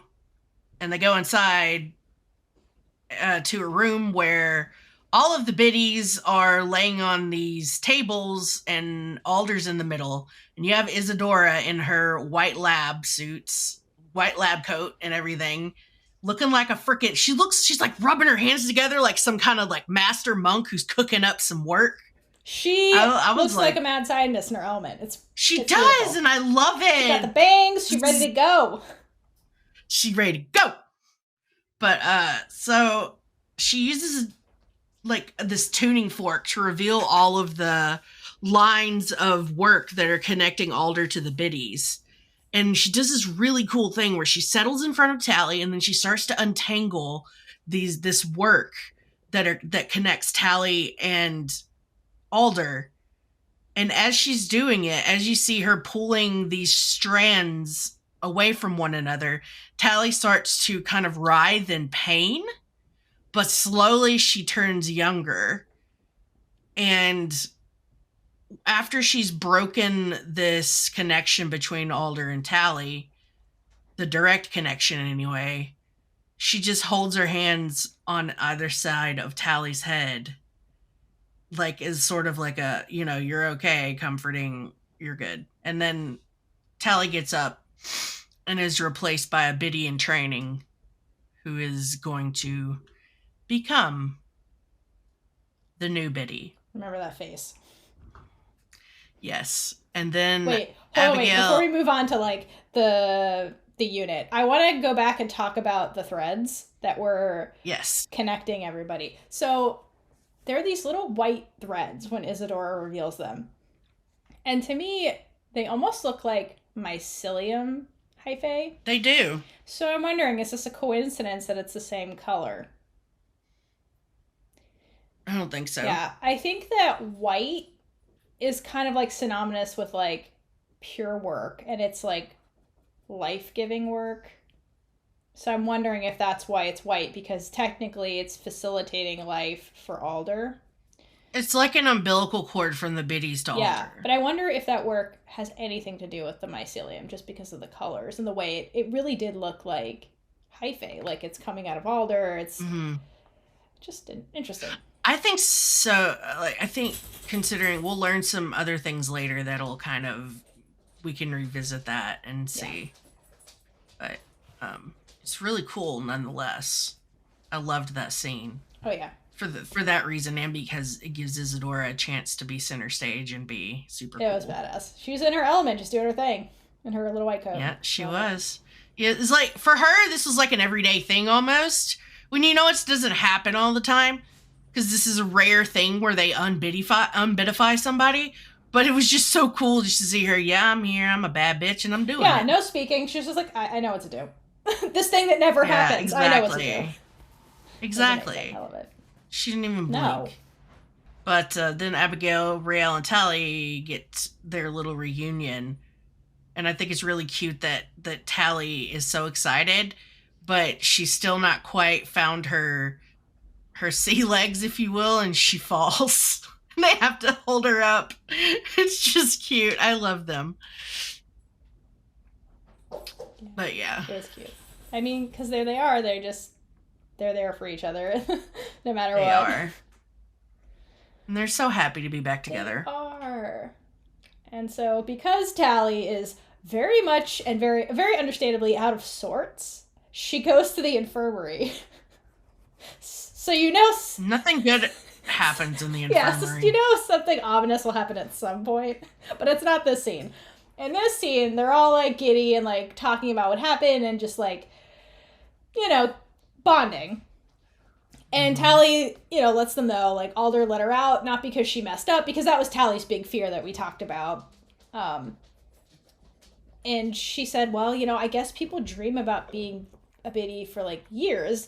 And I thought that line was pretty interesting, and I wonder if that's part of the selection process, too. It's something, like, subconsciously the witches are in tune with or something. And so the other girls are curious, like, well, what was being a biddy like? Because we're all curious, Tally, what was it like? And, could you hear Alder's thoughts and this and that? And she said, I can kind of hear surface level things, like orders, for sure, but, like, Alder's inner thoughts, she couldn't really hear as much, so... You'd have to imagine, for doing this for hundreds of years, like, Alder's gotten really good at, like, controlling her own thoughts and, walling them off from the biddies, and the biddies hear what Alder wants them to hear. And Tally said, I didn't really hear other thoughts or memories, which I thought was interesting phrasing. So put a pin in that. But she more so gripes about the fact that she can hear the other biddies. Oh my God, can you imagine? And she describes it as like being in a car with the same people on a road trip that never ends. Which that would drive me insane. Right? I wrote in my notes, discuss, could you be a biddy? No! This is literally my worst nightmare. Like, no privacy ever. First of all, I'm not selfless enough to give up my life for Alder, and secondly, I could never. Like, I have problems enough focusing with ADHD. I do not need voices in my head. God, yeah, that would drive me crazy. But, like, literally being trapped in a car, like her description was like my worst nightmare. God. Everything about that sounds Mine terrible. too. And it's not like you can, but in a car you could put in sound canceling headphones and not hear anybody. You can't do that in your own head. No, you can't just be like, I'm going to take a shower, leave me alone, and get like 5 minutes of peace. It never, it's like you're showering with the people on the road trip, so you're always stuck with them. Yeah, that would. Oh, can you imagine all the things that you just normally do on a day-to-day basis and all the thoughts you have that you wouldn't want other people to know about, just exposed to a group of... I imagine you get either really close really fast or you like have a lot of tension. Yeah, no, for sure. Like I could see that being real messy. And then also not only the other biddies, but like Alder can access your mind whenever she wants. Also terrifying. So... It just sounds bad. So good on you, Tally, but I could never. It's no wonder that it takes years of training, because they probably do train them to block certain, have a defensive wall against the thoughts, because Tally never had the training, so she can't. Yeah. So it's probably not the same for the other biddies. I'm sure... Yeah, I'm sure it's not as intense or something. Or it's like, again, Tally wasn't prepared for this. She was just thrown into it. Whereas, like, the other biddies had certain characteristics. And I'm sure it's like, plays nice with others. Like, is not quick to anger. People pleaser. Yeah, people pleaser. But doesn't mind not having privacy. And, like, I'm sure they mentally train them. Like, remember in Life of a Biddy with Devin? Like, Devin was, like, obviously probably prepped for that moment where she's like, you're going to have to, like, learn to control your thoughts and, like... things like that, and be more in tune with Alder, and I'm sure there's all kinds of mental fortitude stuff they have to go through, and just Tally didn't, and I'm sure that was part of her insecurity, where she's like, I know I wasn't trained, but like I can catch up, like, because Tally kind of has some of the qualities where she is a people pleaser and things like that, but she does have that independent streak where if you push her to a point, she's gonna snap back, and like she has a backbone. Oh, for sure. So. Which is, doesn't work when you're a biddy. So no. But yeah, so Tally explains all that, and then they transition out of biddy talk into Tally being like, well, what was all that explosion that happened with you guys? And Abigail starts beaming immediately, and she's like, yep, that was us. But we have no clue how we did it. And then they get on the conversation of telling Alder about this. And Raylla again expresses her hesitation that she's like, we don't know what this is or if we can do it again. And like you mentioned earlier, like Raylla, I think the root of all this is really the lack of control, because they don't know how to even control this. And they want to give that up to like Alder. And that makes her very nervous. And she's like, we should wait. She's like, Alder is Alder. And then Tally shuts that shit down real quick.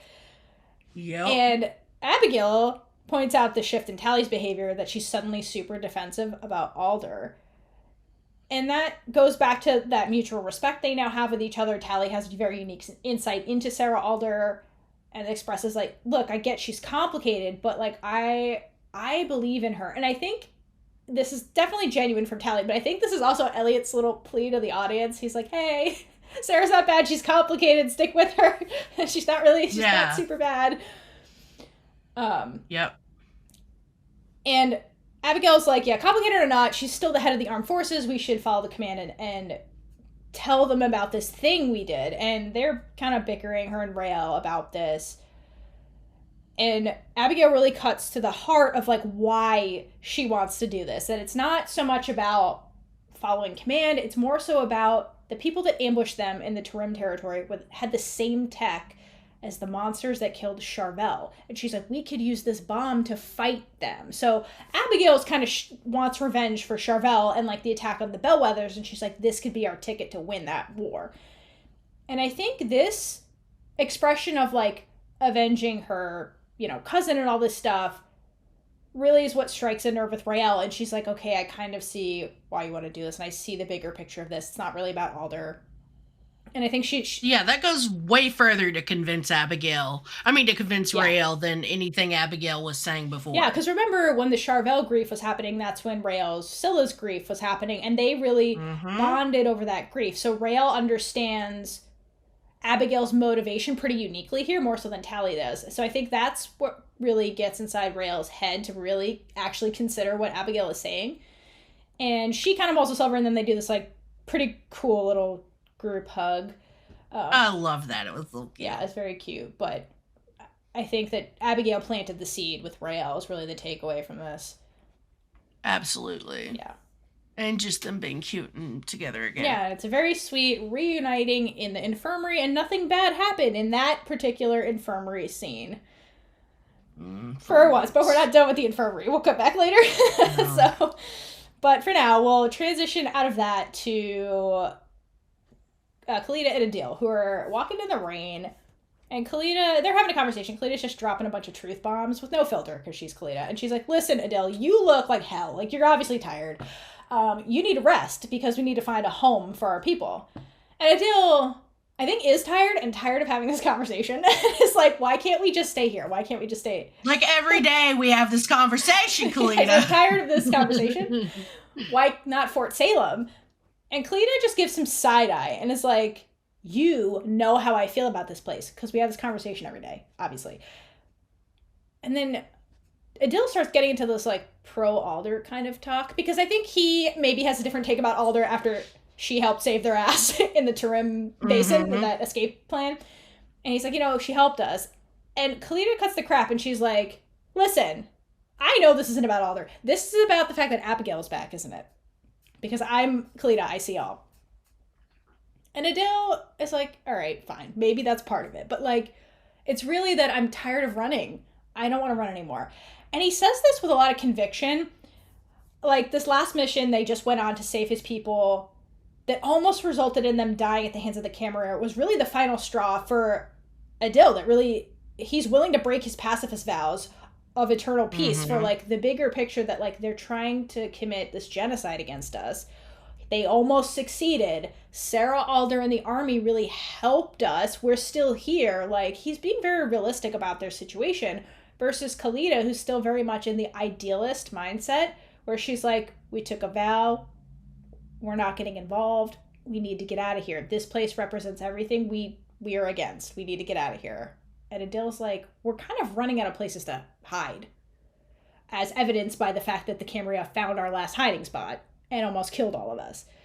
And like, that kind of just, they end the conversation kind of there with the fact that Elliot's trying to show us that like Adil's changing his mind, and Kalita is very much still being stubborn about her position when it comes to what to do with the Tarim people. Yes. He's been he's tired as hell, and he's also been won over a little bit by Abigail's presence and charm, and I think he's starting to see that they may not be able to uphold every tradition that they have and survive also.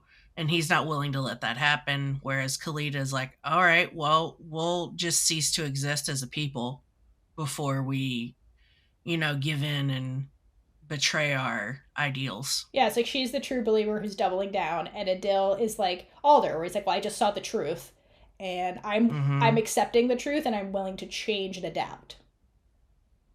Yeah. Yep. That takes us to Rael's greatest nightmare in this episode. I love that you use that phrase, because Raylla in this scene looks so dead tired. Like, she hasn't slept in weeks. Like, she looks like she literally can't sleep because of nightmares. Exactly. she has been up for weeks. Elliot. And now she's kind of like freaking out about what's going to happen to us.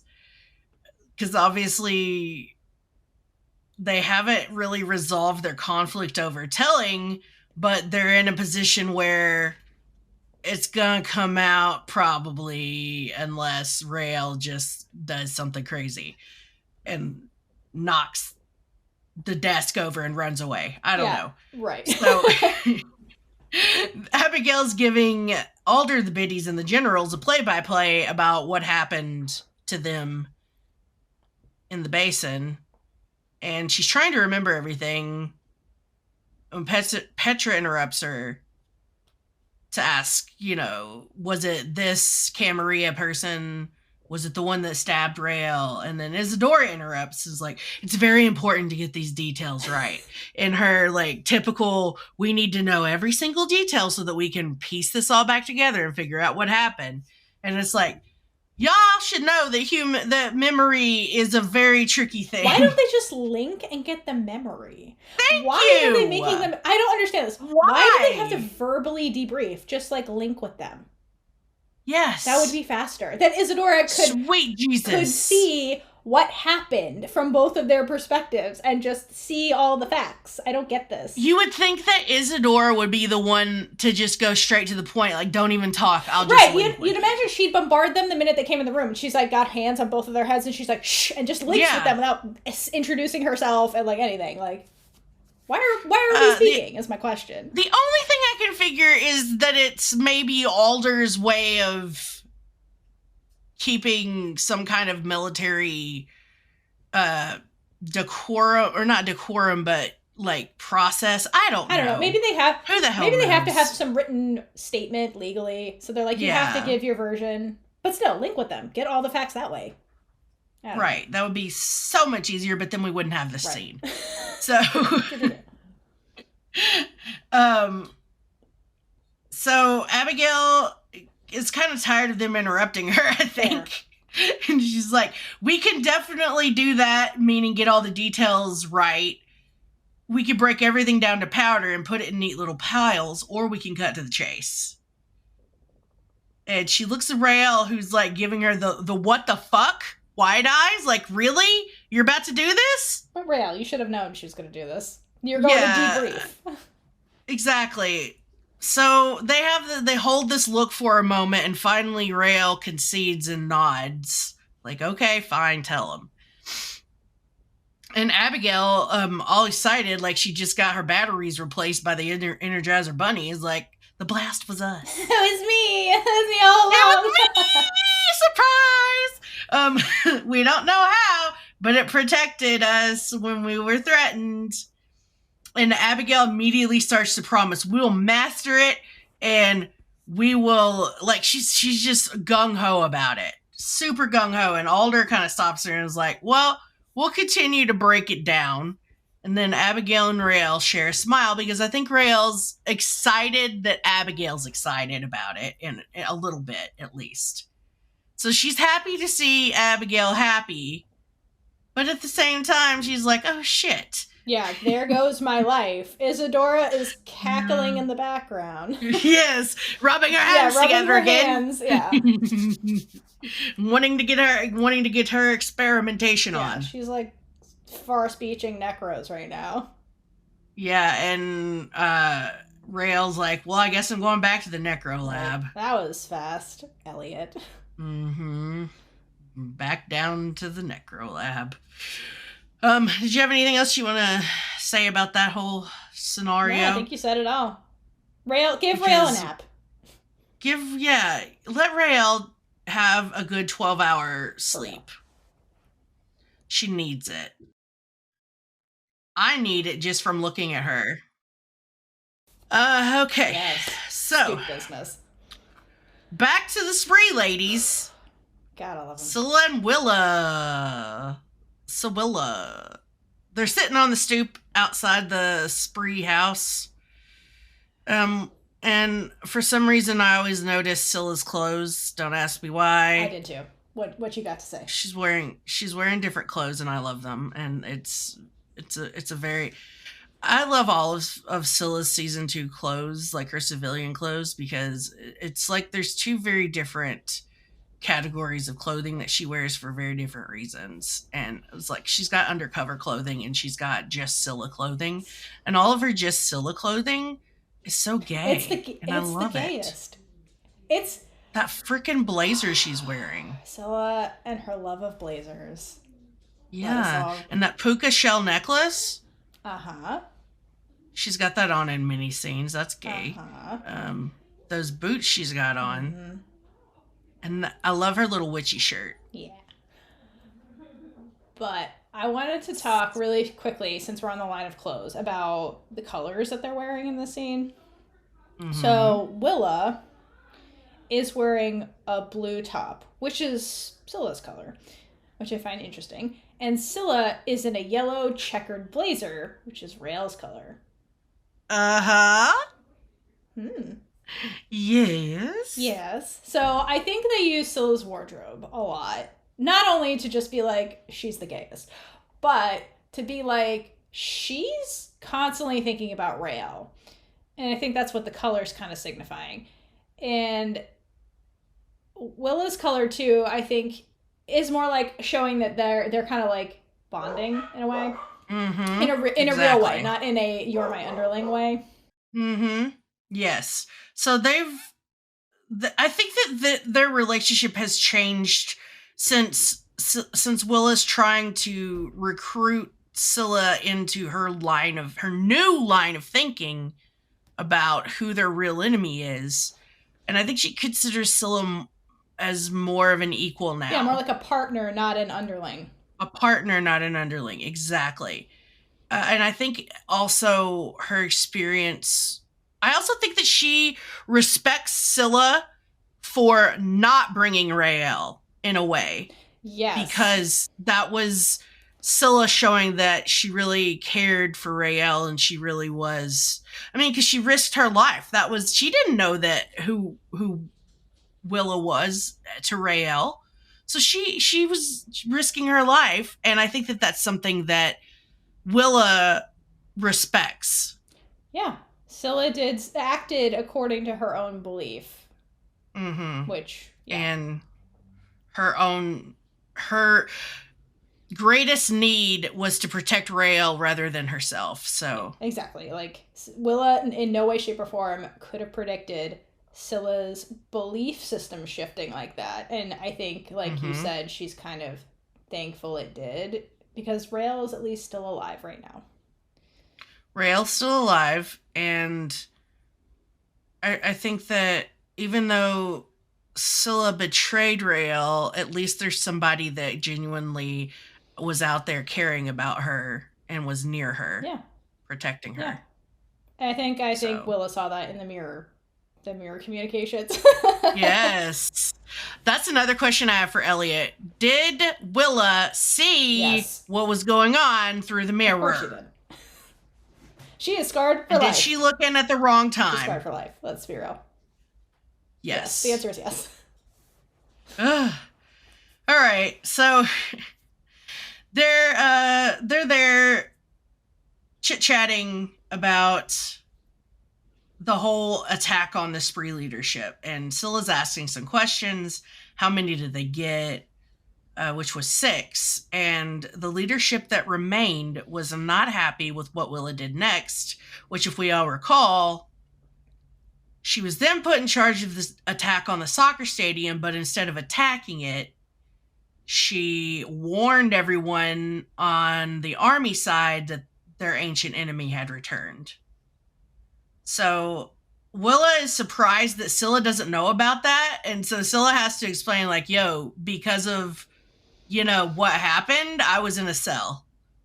And she's like, I was being tortured while you were throwing parties at the soccer stadium and making everybody chant. Yeah. So Willa says, I like this line from her. I switched it up. I traded catastrophe for information. So instead of using it to send a message with violence, she sent a real message with information. and it wasn't to the civilian not only the civilian, it wasn't for the civilian population, it was for the army witches and all other witches in the world. Yeah, because again, here's another leader who is faced with the truth, and instead of doubling down on their own ideology, she adapted to the situation. Exactly. And used her position to like be a real leader and be like, hey, all witches, we're doomed. Like, yes, big. And I think that shows an amount of not, because you think of these people that are in these extremist organizations as being so so stuck in their zealot like thoughts patterns that they would never break out. But you can see that Willa gets the big picture. She's not just there for that. She doesn't have blinders on like a lot of extremists, typically you see. And that's very heartening considering she's Raylla's mom and all. But yeah, I really love that she's like, nah, all right, I've seen the truth. We're going in this direction now, and I want you to go with me in regards to Scylla. Yeah. But while they're talking, there's some soft, weird noises going on, and Scylla's attention is directed above her. And she notices something looking down at them because there's like a little face in the wood of the porch, the roof of the porch. And she's like, oh, it's a fetch. And so Willa, they immediately get up because it's emergency mode. We have to move now because she's been tracked. So they have to move safe houses. And Willa's like, we're on the move. And then Scylla starts to sing this very low, wavering seed at the fetch that turns into an augmented growl. And then with one last emphasis, she sends the fetch back, dispels the fetch, and we see it absorb into Anacastia's mouth/face. The fetcher. The fetcher. Tried to make fetch happen. She did make fetch happen, and then it unhappened. Scylla unhappened it. But Scylla's face during that whole thing was so cute that it was a distraction away from the fact that she's in danger because of this whole, like, she's been tracked situation. Now, I'm going to stop right there because I have a bone. Ooh, do tell. I have a bone to put on the pile of why are they such bad spies? Oh, yes. Okay, let's add the evidence. How could you not think that Anacostia would track you? And surveil you? That is like the most obvious thing I would think.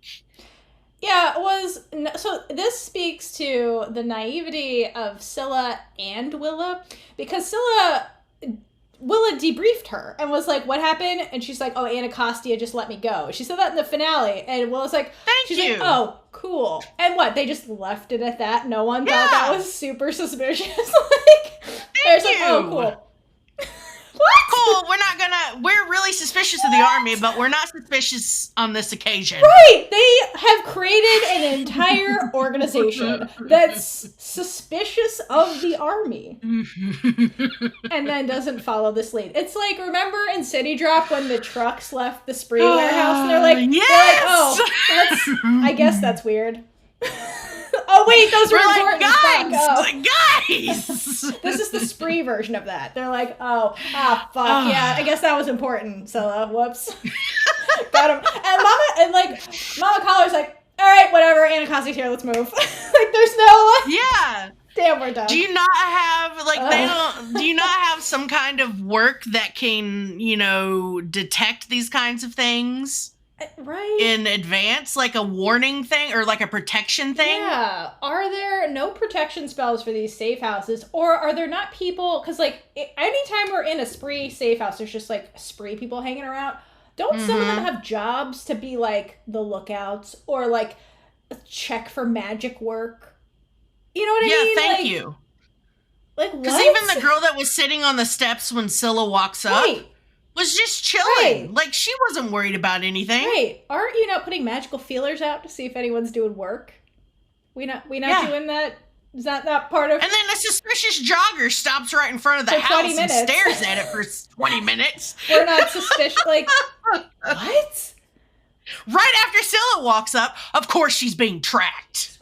Yeah, so they're just really bad at being spies, is what this all is. How did they even get this far as forming an organization and a network of safe houses and stuff? How do they pull off these attacks? I feel like it's all an accident. Like, I feel like it's just one. It's like, what is it? A series of unfortunate events. That's just the Spree origin. They're like, oh, whoops. Oh wait, I guess that worked out. People are scared of us. Cool, let's keep going. Yeah. Yeah, they don't know what they're doing. Jesus Christmas. Anyway. That's my bone to pick with that situation. Yeah, I love the Spree. I love all the women of the Spree. But I think they're hilarious because they're just a contradiction of so many things. They really are. They're so bad. Jeez. There's like one thing. I love you, Elliot, but I don't want you to write a spy novel. No, don't do that. Just world build. Unless it's a comedy one. I would take that because I would read that. You've got the foundation, my friend. Mm-hmm. But yeah. Did you have any other thoughts on the fetching situation? No, we're good. Fetch did not happen in that scene. Fetch was returned to sender in less than 3 to 5 business days. But yeah. So the Spree's on the move was my takeaway. Spree's on the move, and then you get to talk about the whole unit reuniting with Adil and Khalida. Yeah, before that, the unit just wraps things up with Alder real quick, and like basically Alder's just like, great job, thanks for telling us about the witch bomb, you guys can leave. And Abigail's like, wait a minute, the Camarilla is back, like, shouldn't we be like attacking the Camarilla, like put me to use? And Petra kind of tries to be like, calm down, daughter, like go back to soldier mode. But this whole scene really highlights like Abigail's personal investment in this now because of the whole thing that happened with Charvel. And yeah, she's very upset that they made it personal against Alder. She throws back the cosplaying of the dead sister to her. She's like, this is all personal. Like, you can't just leave us all out of the loop. It's personal to witches. And I think that highlights a big point that, like, this Camarilla stuff, they've been their ancient enemy. There's, like, lullabies of scaring children about the Camarilla is going to come get you in the night and all these things. Like, this is personal to witches. And I think that's something that influences Alder's decision-making about keeping peace during this emergency, because this is very scary. This is like the ultimate boogeyman is like back, for all these witches. Yep. And now suddenly there are witches out there we don't know are witches. So it's this very crazy situation that could get very out of hand very quickly. The boogeyman's hiding under your bed with a Camarilla scythe, and there are tons and tons of innocents out in the world. Yeah, and we don't know they're being targeted. Right, they don't know they're being targeted, and this is something that's deeply personal, like generationally personal. Mm-hmm. So very heated situation, and we get from this that like Abigail really just wants to take on this enemy. Yep, she wants the revenges, and she wants it now. Yeah. And then after that the debriefing ends, the unit, I think the whole unit. The unit, well, it's like Abigail and Raylla, Tally's out there. They exit the building, and conveniently, Adil and Khalida are outside the door. So Abigail runs to Adil, and they hug, and it's like, I've never been this happy in my entire life. Really? I'm like... That was really fast. Are you guys U-hauling? Yeah. Are you like... What is happening here? What is going on? Yeah, so they're in the happiest they've ever been, I guess. And, I mean, good for them, no hate on them. It's just, came out of left field. Like, let's go back to how I could see it for Adil, like, he's been chased and people are trying to murder him all the time, so I could see that being the happiest. Also, he thought she was dead and was literally grieving her on the way over here. So, yeah, I get his relief. But, for real? Abigail, what? Anyway, so they're all reuniting passionately in the corner, and Kalita and Raylla are me, and they're like, "Let's get away from this," and they walk away and put some distance between them and the head stuff going on. And Kalita gives Raylla the battle charm, the collar battle charm, and she's like, "Here you go. I know this was yours, and I know you saved that boy like you saved me." Because Kalita is just the ultimate knower. She's just like, "You don't have to tell me, Raylla. I already know." And then they hug. And Kalita gives her a plea. "Can you save my brother, too, from whatever this is by the door?" And Raylla, like, laughs, but she's like, he looks happy with Abigail. And Kalita confides in Raylla a little bit and expresses her concern that Adil is changing. He's seen a lot of suffering, and, like, I get that, but this, meaning Fort Salem, the army, this is not his place. And kind of like leaves it at that. Like, again, highlighting that, like, Kalita is very entrenched in her idealism and, ultimately wants what's best for her brother, but, doesn't want him to, like, fall victim to, like, the army in her eyes. That, and she can also feel him pulling away. So that's got to be scary as well on a human level. Yeah, he's changing. That's a big fear that she's expressing about her brother. And so from there, Raylla calls her dad. Papa Collar! Yeah, he's back! He's back, and she's debriefing him in her own censored version about the mission. And she's just vaguely like, it is what it is. It was routine. And Papa Collar, the pro, is like, I've heard this before. It's classified. I get it. Whatever. And he's like, "I'm just glad you're okay. Like, when can I see you?" And Raylla very honestly is like, "Listen, I have no idea what our situation even is anymore, because the witch bomb has, again, thrown a wrench in, like, Raylla's future, because that's out of the bag." Isadora was rubbing her hands. She's like, "I'm losing control of my life again. I already know." And she goes on to tell, they get on the subject of Willa Collar, and she tells him that she lost the battle charm in the middle of the battle, and it miraculously, like, came back to her. And he reveals, he's, like, not surprised by this. And he's like, "That thing will follow you everywhere." And he's like, "That's how hard your mom loved you."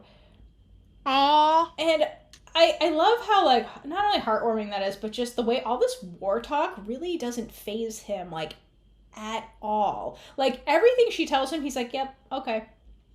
That's, I've been through this so many times with your mom. Makes sense to me." And Raylla is just, like, on cloud 9 after, like, the mama compliment. And Papa Collar inadvertently, like, steps in it. Snatches all of Raylla's happy feels and, like, crushes them by asking about that girl she really liked.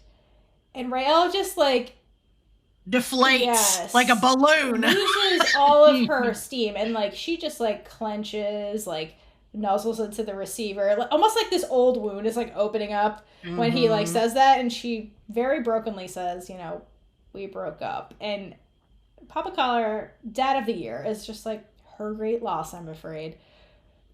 And while they are comforting and, like, Dad of the Year award to him, the words must hit so hard because, like, to Raylla, it's this big loss, but also from, like, Scylla's point of view, like, really, Scylla lost Raylla, and that was a huge loss for her. So, like, like, the phrasing is just, it hurts so bad from, like, knowing both point of views.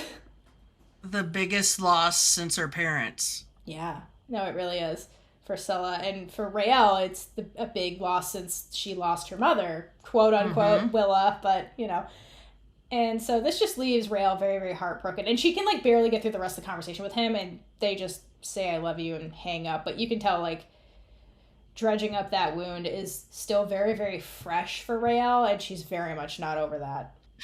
I think she could forget about it for 2.5 seconds with all the witch bomb stuff going on, and then he brought it up, and it's just like a stab in the chest again. Yeah, it's just like the wound was finally healing, and then he just ripped it open by bringing her up. And so she's heartbroken and in pain all over again. And if possible, she looks even more tired than she did before he mentioned it. Yeah, because Elliot wrote this episode and he loves torturing Raylla. So Raylla was happy for 3 seconds, and then here we are. Starting to wonder if he hates her or something. He loves torturing his savior. That's all I'm saying. Mm-hmm. She is long suffering, and I fear will be for quite a while. So yeah, that conversation, and my heart is broken again with Rails, but we get to go to Adil and Abigail. Why do we have to see this? It raises questions, though. Let's describe the scene first. But there's questions to be had. So they're out in. I don't understand why they feel the need to go out in. I guess it's like, we're gonna go out in nature and do it. Is it a Tareem thing? I don't know. Maybe he wants to be connected to the earth. Who the hell knows? But they're on like a pallet type deal and going at it. And I love that my first note was no. Yeah. Why? Question mark. Period. But, and my next note is, they make an earthquake to a good song. Because I liked the song in the scene. But yeah, they start to go at it, and then his magic leaks out, I suppose, and they start an earthquake. So his earth magic he's quaking, and so is she. Right. And everyone else, unfortunately, is subjected to this. Mm-hmm. Yeah. So question that this raises is, when two powerful witches go at it, does their work just like affect everyone in their vicinity? Mm-hmm. Good question. And if that is the case, what was happening when Raylla and Scylla were going at it? Because they're very powerful witches. Thank you. What was going on in the Necrode barracks is my question. But here's my next thing. So, to that point, when we saw them, Raylla and Scylla, engaging in those, they hadn't fully formed their emotional connection. Correct. So I would imagine that the more connected you get, the more you link, and the more your magic could leak out, right? Correct. So Abigail and Adil are already at a point where they're like U-hauling and moving in. Right. So it makes sense for their magic to affect everything if that's how it works. So in season 3, or yes, okay, whatever. You all see the show. If Raylla and Scylla were to get back together when they're in love, can you imagine what would happen the first time? I think there'd be mushrooms everywhere. Yeah. Would like day turn to night, and like crows are just literally everywhere. Yes, like, you got crows and mushrooms, and just like sunshine and darkness and light specks. And it would be, my thing is, I think it would be more of a spectacle than whatever the fuck Adil and Abigail are doing, because absolutely, they're both so stupidly powerful. I think they'd cause an eclipse. Yeah, that's what I mean. Like, I think it would be some kind of eclipse of, like, darkness and light, and just, like, fucking with weather. Or, like, not weather, but, like, night and day, because that's, like, life and death kind of stuff. Mm-hmm. The rotation of the Earth, and the rotation of the planets, the rotation of the moon. Yeah, it would be wild. The gravity. They fuck with gravity. That's what they do. Yeah. I'm just saying, because that's canon now, that apparently this happens when two powerful witches. Mm-hmm. Just throw that out there. Yeah, that was the only thing that like made me happy in this scene, was thinking about what would happen if, I mean, like, no diss to the Hets, but I've been looking at the Hets doing this for a lot of years now, so I'm good. I'm just saying, nothing happened like this when Tally and Garrett were together, and they were emotionally invested in each other. So yes. Yeah, I'm just throwing that out there. I have a theory that Garrett didn't have very much work Oh, in definitely him. not. Though. He's not a powerful. That's what I mean. Like, he's not powerful like Adil is powerful. Yeah, precisely. And I think Adil's the most powerful male witch we've seen, perhaps besides Witchfather. Yeah, that's what I'm saying. Like, yeah, and when Witchfather and Alder were getting it on, literal bats swarmed Fort Salem, and like we made a dead man talk in Isadora's lab. So that's what I mean when it's two powerful witches. So if you have Raylla and Scylla, who are both highly trained, super powerful witches, I feel like it has to eclipse whatever the fuck we just witnessed. Thank in this you. Scene. I'm just saying. I love where we're going with this. But you know, from there we're going to continue our earthquake, but with Tally, or she's going to experience the sex quake. Experiencing the earthquake against her will. Yeah, I'm sorry to call it the sex quake. Yeah. So Tally is just making sure everything on her body is back to where it's supposed to be after her de-aging. And she's looking in the mirror when the sex quake rumbles in and shakes all the things around her. And that's when Alder shows up with the bids. It's like Alder and the Bids, the new band. Checking in on Tally, the member that left them. Exactly. And asks directly, is everything where it should be? And I'm like, ma'am, I know you two got close, but... They sure did. There's been hand-holding and forehead touching. Hand-holding, forehead touching. Tally was touching her boobs when Alder walks in. Throwing that out there. Just throwing that out there. Yeah, so she wanted to see how Tally was feeling. And you can, it's so palpable, the change between them. Good Lord. Yes. Like, Good Lord. I know Tally can have chemistry with a brick wall, but mother flipper, Sarah Alder, Lynn is just like pouring it on. Oh my God, it's warm in here. Their chemistry rivals that earthquake, is what I'm saying. It does, yeah, for real. Tally's really giddy after being debitified and finding her unit is alive. And so she says to Alder, this is weird. This is like weird, but I miss you. And Alder says that it will pass, but that she might feel like she's lost a child or a mother. And that the bond between them will last forever in some small way. And Tally's like, yeah, I'm okay with that.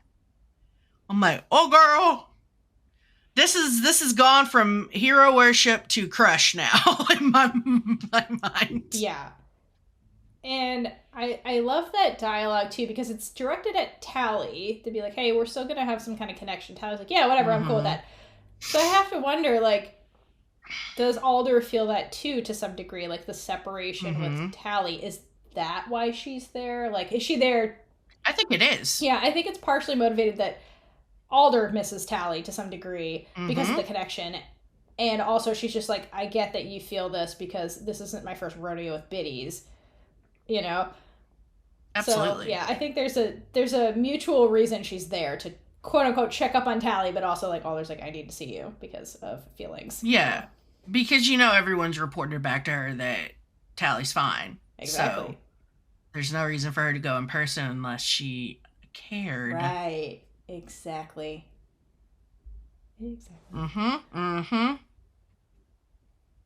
Just keeping that in my noggin. Throwing that out there. Yeah. And she gives this really important line, the bond we endured will be there forever. I think it's important, so. Forever is an actual possibility for Alder. So that's not an unweighty word to use for her. Yeah, it's not a hyperbole. She's like, this is literally forever. Like, literally. Yeah, she's the person who can use that word literally. I can imagine how she feels at any time Biddy passes. That's what I mean. Like, she must be carrying the loss of so many daughters because of all the biddies that have just come and gone, because we know from prior episodes that they live max like 6-7 years once they become a biddy.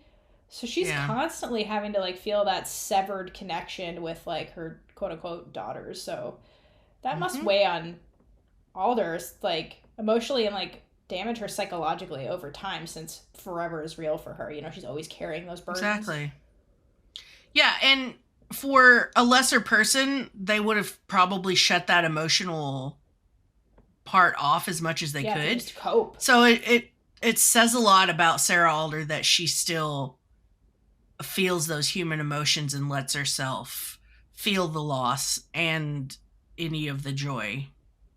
Because I think it does bring her joy to see Tally well and happy.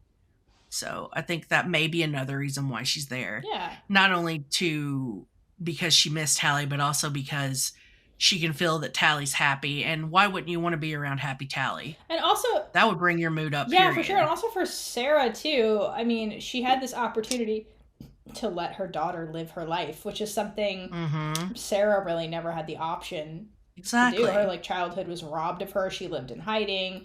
You know, she watched her sister die. She was in this impossible situation. Then to save herself, became the leader of this army she had to create. Like, Sarah Alder never had a childhood and, like, never got to just, like, live and be happy. And so she, like, gave that gift to Tally, too, you know. Yeah, that's a big thing. It's a huge thing. So, just more humanizing of Alder, which I think is really important and something Elliot's trying to drive home a lot in this episode. With Alder, since she is questionable. And it works. It totally works. To his writing's credit and to Lynn's. Yeah, she does a phenomenal job with Alder. She does, and I love it. We love Alder. Mm-hmm. And from does. From another non-disastrous infirmary scene, we move from there over to Penelope's big test. So Penelope is in front of that large ceremonial bird bath we saw, I think, in the pilot. The bird bath. I love that you call it that. And Isadora is, like, there, I guess, because she's the medic. I don't know what's going on here, but she's inspecting. She's a science inspection lady. She's got to do the test. Yeah, she's doing the verification. And I wonder, is there, like, a formal document for what the test is? Because think about it. They probably haven't had to do this test in a very long time, because they've just been like, hey, we got all the bachelor lines. If it's a daughter, it's a witch. But maybe they have to do it for the males, because not all males are witches. Who knows? But anyway, Isadora's involved for the big test. And she's checking out her vocal cords to be like, yep, definitely you have witch-looking vocal cords. And they're like, cool. Now, the last thing we have to do is have you prove you can do work. If you do work, you're a witch. And Alder gets out the ceremonial tuning fork. And so this is the note that Penelope has to match to confirm and make a positive test or whatever. And she tells her, let the sound fill you. Let it shake your teeth and thicken your blood. I love that line. Gather it into yourself, and when you are full, sing. So it's like almost like hey, the work's in you. Like, you have to really feel it to, like, use it kind of thing. Which is really what we saw in the church when, like, Penelope really got into it and was starting to feel the song. That's when the glass started melting. So she's, like, giving her this advice of, like, how to tap into your work that's in you kind of thing. And so Penelope does exactly that. She matches the note, and then water spirals form. And we're like, there we are. She's a witch. She is of the blood. And there's a bunch of stomping because we're in the army. And Alder lets her know, you're going to get the call at any moment now. And when you do, say the words that are in your blood. So I guess the reciting of the confirmation of the Salem Accord is just something that's, like, genetically bred into them, I guess. And what I love about this scene is that it concludes with two very contrasting viewpoints. You get Alder saying that about say the words, and then she says, welcome, daughter, and says it very sincerely. She's like, hey, you're one of us. You're one of my daughters. Like, I'm going to look after you. And Penelope looks really happy by this news. And I wonder, because when Alder was talking to VP Silver about his wife, and she's like, you know, some people just choose to hide when they have an inkling to survive because you're out here othering witches. Why on earth would she out herself to you? She probably hid it. She probably knew and had some inkling. I feel like in this scene, you see that Penelope kind of must have had this feeling that she was different her whole life. And when she's confirmed that I'm a witch, and Alder's like, welcome, daughter, I think Penelope's very much like, wow, I finally found my place. And there's finally an explanation for why I felt different all of this time. and I can name it now, and there's a place for people like me. So Penelope almost looks like relieved. She's validated. And it's interesting because when Sarah Alder, witch mic drops out of there, she passes VP Silver, who just looks pissed at this outcome. So you have Penelope, who's relieved and like excited, and then her dad, who's like, fuck, and just mad. So very, very different viewpoints from the two Silvers. He is not happy. He's not a happy camper. No. He's like that guy that finds out his daughter's gay, and then he's like, fuck. Yeah, that's what I think this is all really an allegory for, to be quite honest. Exactly. I think that's what this is. It's like, I knew I was different. Now I have a word for it in a community. I feel relieved. Now I know what I am. And then the parent who's homophobic is like, fuck, I got a gay in my family kind of thing. Yep. I think that's exactly what this is. Now they're no longer my child. Yep. That's where VP Silver is debating in his head. Yeah. I think that he's struggling with the fact that he loves his daughter like any father would, but at the same time, he hates what she is. Yeah. And at the same time, he's like, well, my wife was a lie. Because if he genuinely didn't know his wife was a witch, like, now he probably has this tarnished view of his wife. She was lying to me and, like, all this stuff. And now she cursed my daughter because it's only the women that can make witches. It's not the men because misogyny or whatever. So, yeah. And we always, like, I always got that misogynistic feel from him anyway. Oh, yeah. And now he's got even more reason to hate women. Yes. In his mind. Yeah, exactly. And more reason to hate witches because the witches are now taking his daughter away from him. And prove that his daughter's not his daughter or whatever in his mind. Yeah. All right. Before we transition out of that, I want to very, very briefly talk about the Silvers and their names because there's two new characters with very, very different names.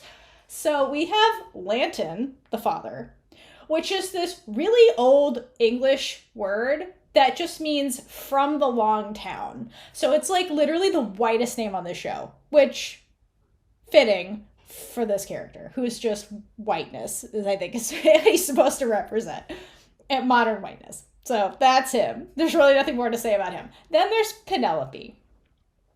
And I find her name very interesting. It's a Greek name, so like Scylla's. And it means weaver. This name derives from Homer's famous poem, The Odyssey. And in the Odyssey, for those that have never read it or not super familiar with it, it's this epic Greek poem that follows Odysseus, the king of Ithaca, who wandered for like 10 years just trying to return home from the Trojan War. In the story, Odysseus's wife was Penelope. And while he's gone, just trying to come home for like 10 years, she's like warding off all these suitors, awaiting him to come home. In a clever way to attempt to delay the persistence of all these men trying to like wife her, she vows not to choose a new husband until she finishes weaving a burial shroud for Odysseus's dying father. And she never actually completes the task, but she's like, listen, I gotta weave this thing. If I don't weave it, I can marry you after I finish this thing, but she never does it. So she's cunning, she's smart, and like that, the name is now synonymous with weaving. And so that got me thinking about other weavers in like history and like mythology, specifically Greek mythology. So I want to transition a little bit into a group of 3 women called the Fates, which were also known as these 3 weaving goddesses. And this ties into callback to season 1 when we kind of brought up the triple goddess concept but never really went into it. We're going to talk about it a little bit now. So before going into the weaving goddesses, very, very basically what the triple goddess really is, it's this thing that really originated as like what was called a trifunctional hypothesis. It's this ancient philosophy that like in this Indo-European society that conceived of itself as structured around 3 activities: worship, war, and toil, which is just like struggling basically to get something done. And that's kind of like what ancient society was all about at the time. And so from these 3 pillars of society came all these, like, they started naming like gods to these pillars. And from there, a lot of different cultures had different versions of this like triple goddess. So really it's like 3 pillars of things they worship in a sense, or like value, that's really supposed to be the whole, which is society in a very broad, spectrum.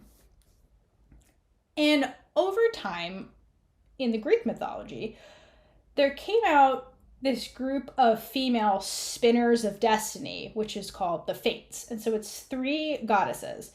In Greek society, or in the Greek mythology, they had this enormous amount of power that even Zeus, like the big head god, was unable to recall their decisions.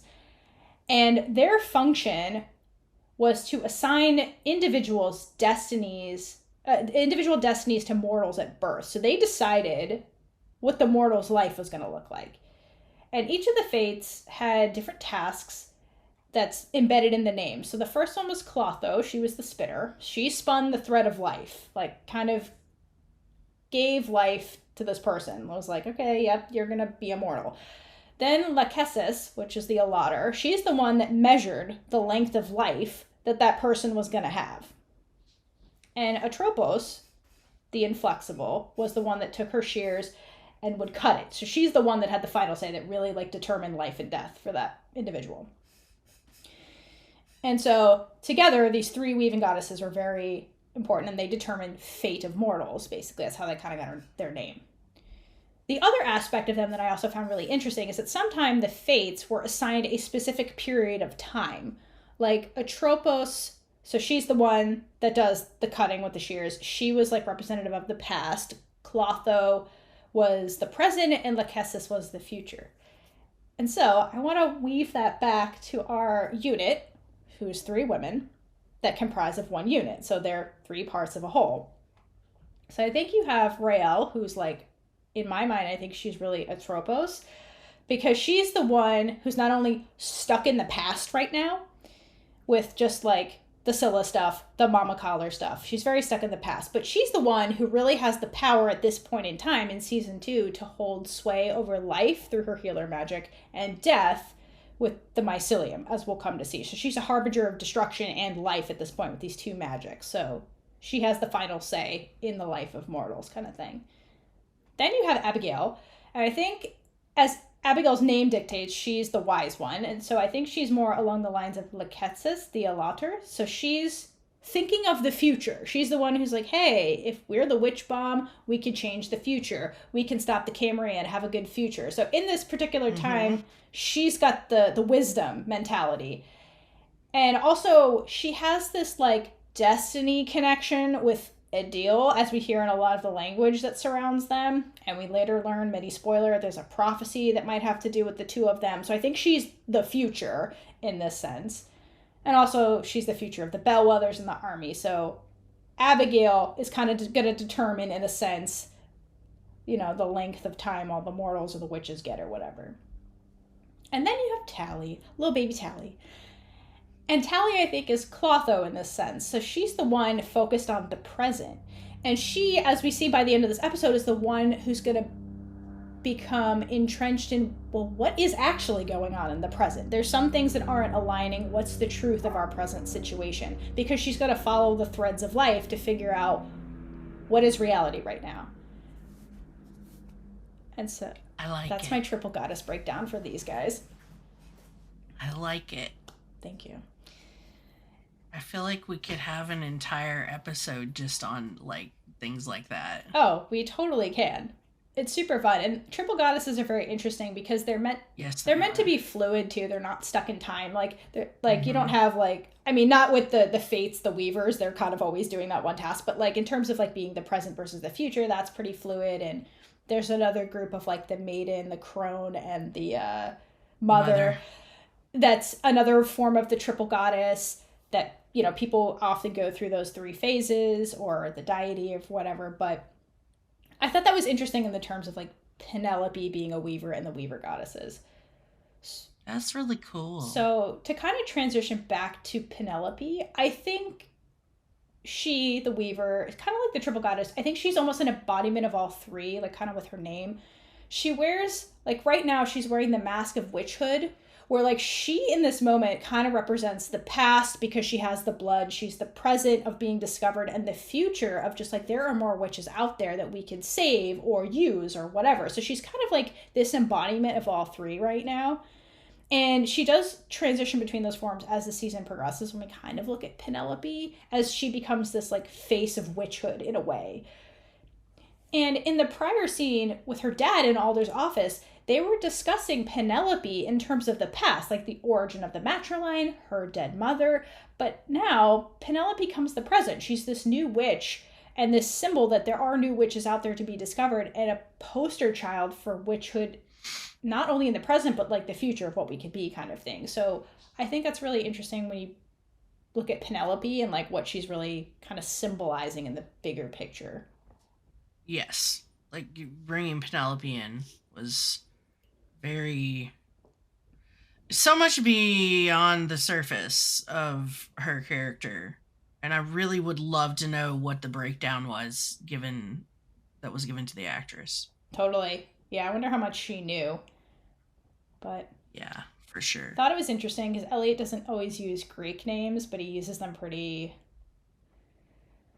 wisely when he names a character. Yes. So that's Penelope's name, and perhaps what will happen with Penelope. Dun dun dun. Dun, dun. But bottom line, she is a witch.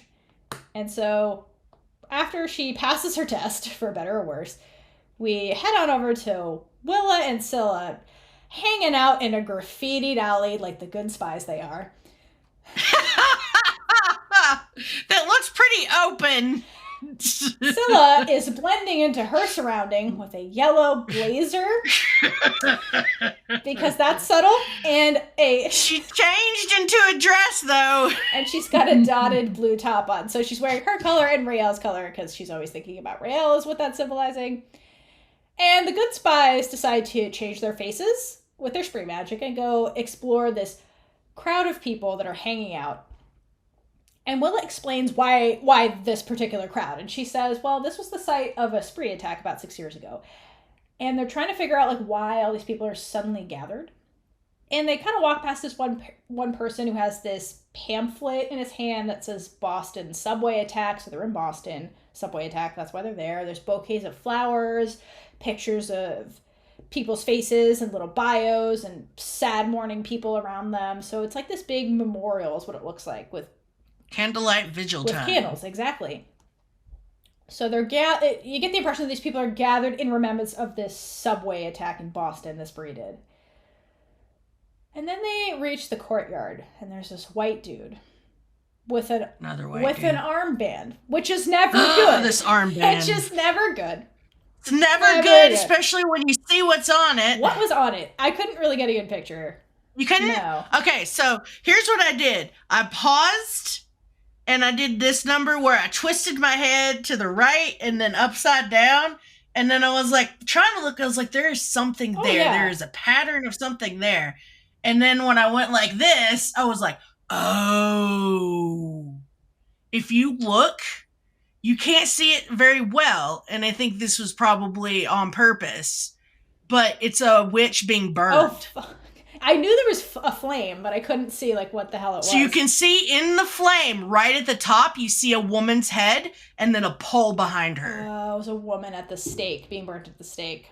Yes, it was. That would have made me rage if I could have seen that, so I'm glad I didn't. Yeah. I was already mad because there's a white dude on a stage giving a speech, but great. So, anti-witch group, which, if you couldn't see the armband, the rhetoric this dude gives is pretty indicative of an extremist anti-witch person.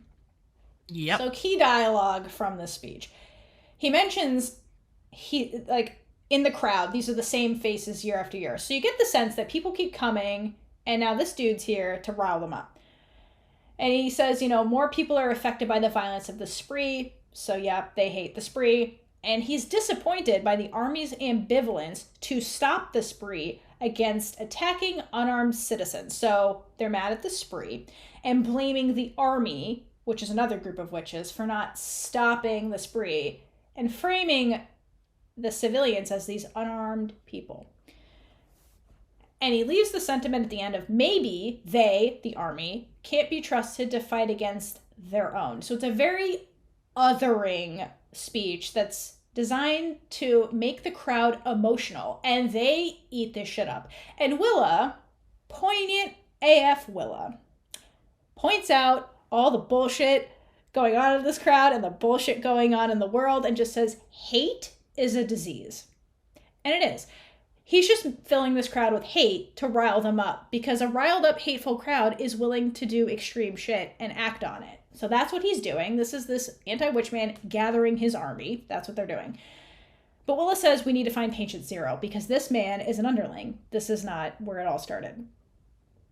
And seeing this kind of anti-witch hate and sentiment is what really convinces Scylla to team up with Willa. And she's like, yeah, let's do this. Let's find these fuckers and get them. It's also weird to see their voices coming out of other faces. Yeah, that's really weird. Dude, it super was. Threw me off. That's all. Yeah, when I saw, it took me a minute, but when I saw what that was, I was like, holy shit, they're really just putting it out there. Like, that dude doesn't care who sees what's on his arm. That's what it is. He is. Yeah. He's just. Yeah.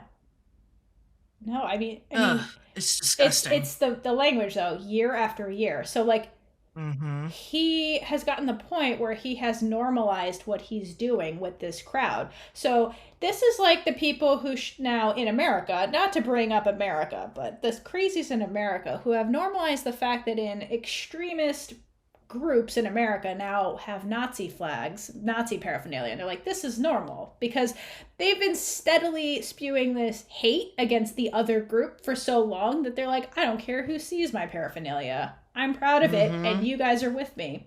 And the crowd just ate all that shit up. Exactly. It was very reminiscent of the armbands that Nazi officers wore. Yeah. Ugh. So it also like highlights that this was planned. There's an organization behind this. This isn't a coincidence that there's this speech happening, but like here's this group preying on people's like emotions and their sadness. With propaganda. And I think Scylla's trying to see that these actions that the Spree have been doing are being twisted by this anti-witch group. So they're being used. Yeah, they are being used. Like, they were trying to make a point that, like, you're killing us, we're tired of it, but now this anti-witch group is like, well, you're killing us for no reason, and witches aren't stopping witches. Maybe witches are the problem.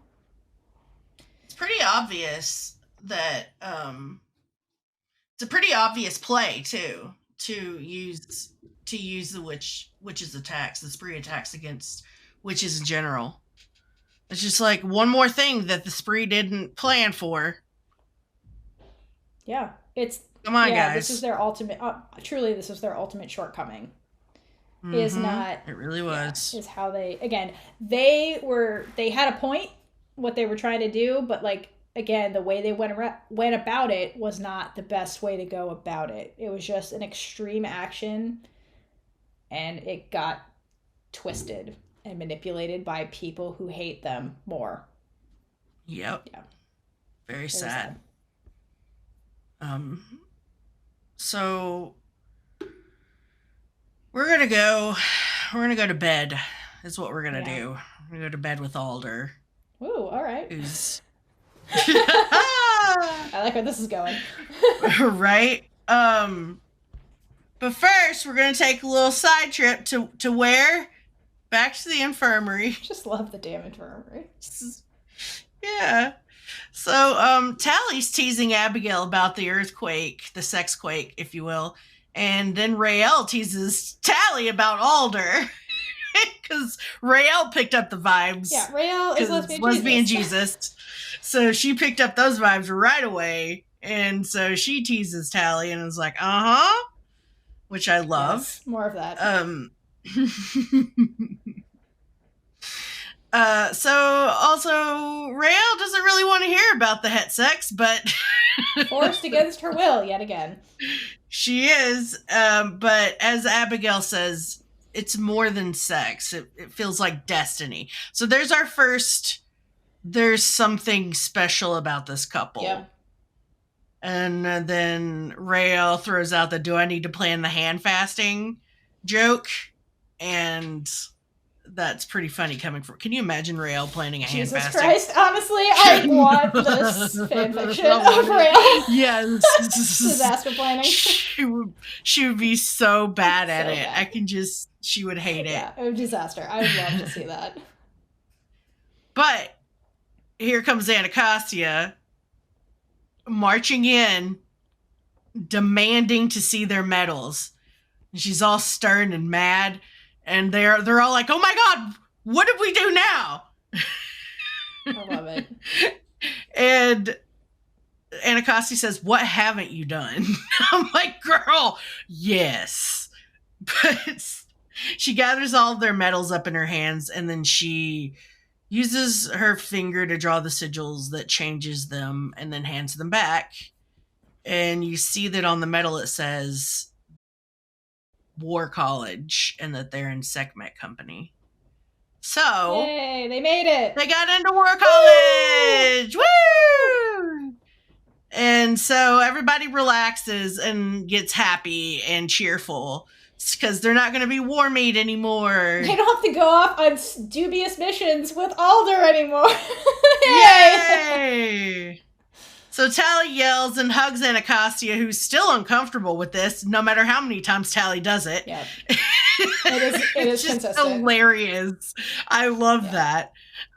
So they hand out cups, and Anacostia gives them all a bit of liquor. Witch's tears, I guess, from a flask. Witch's tears from a flask.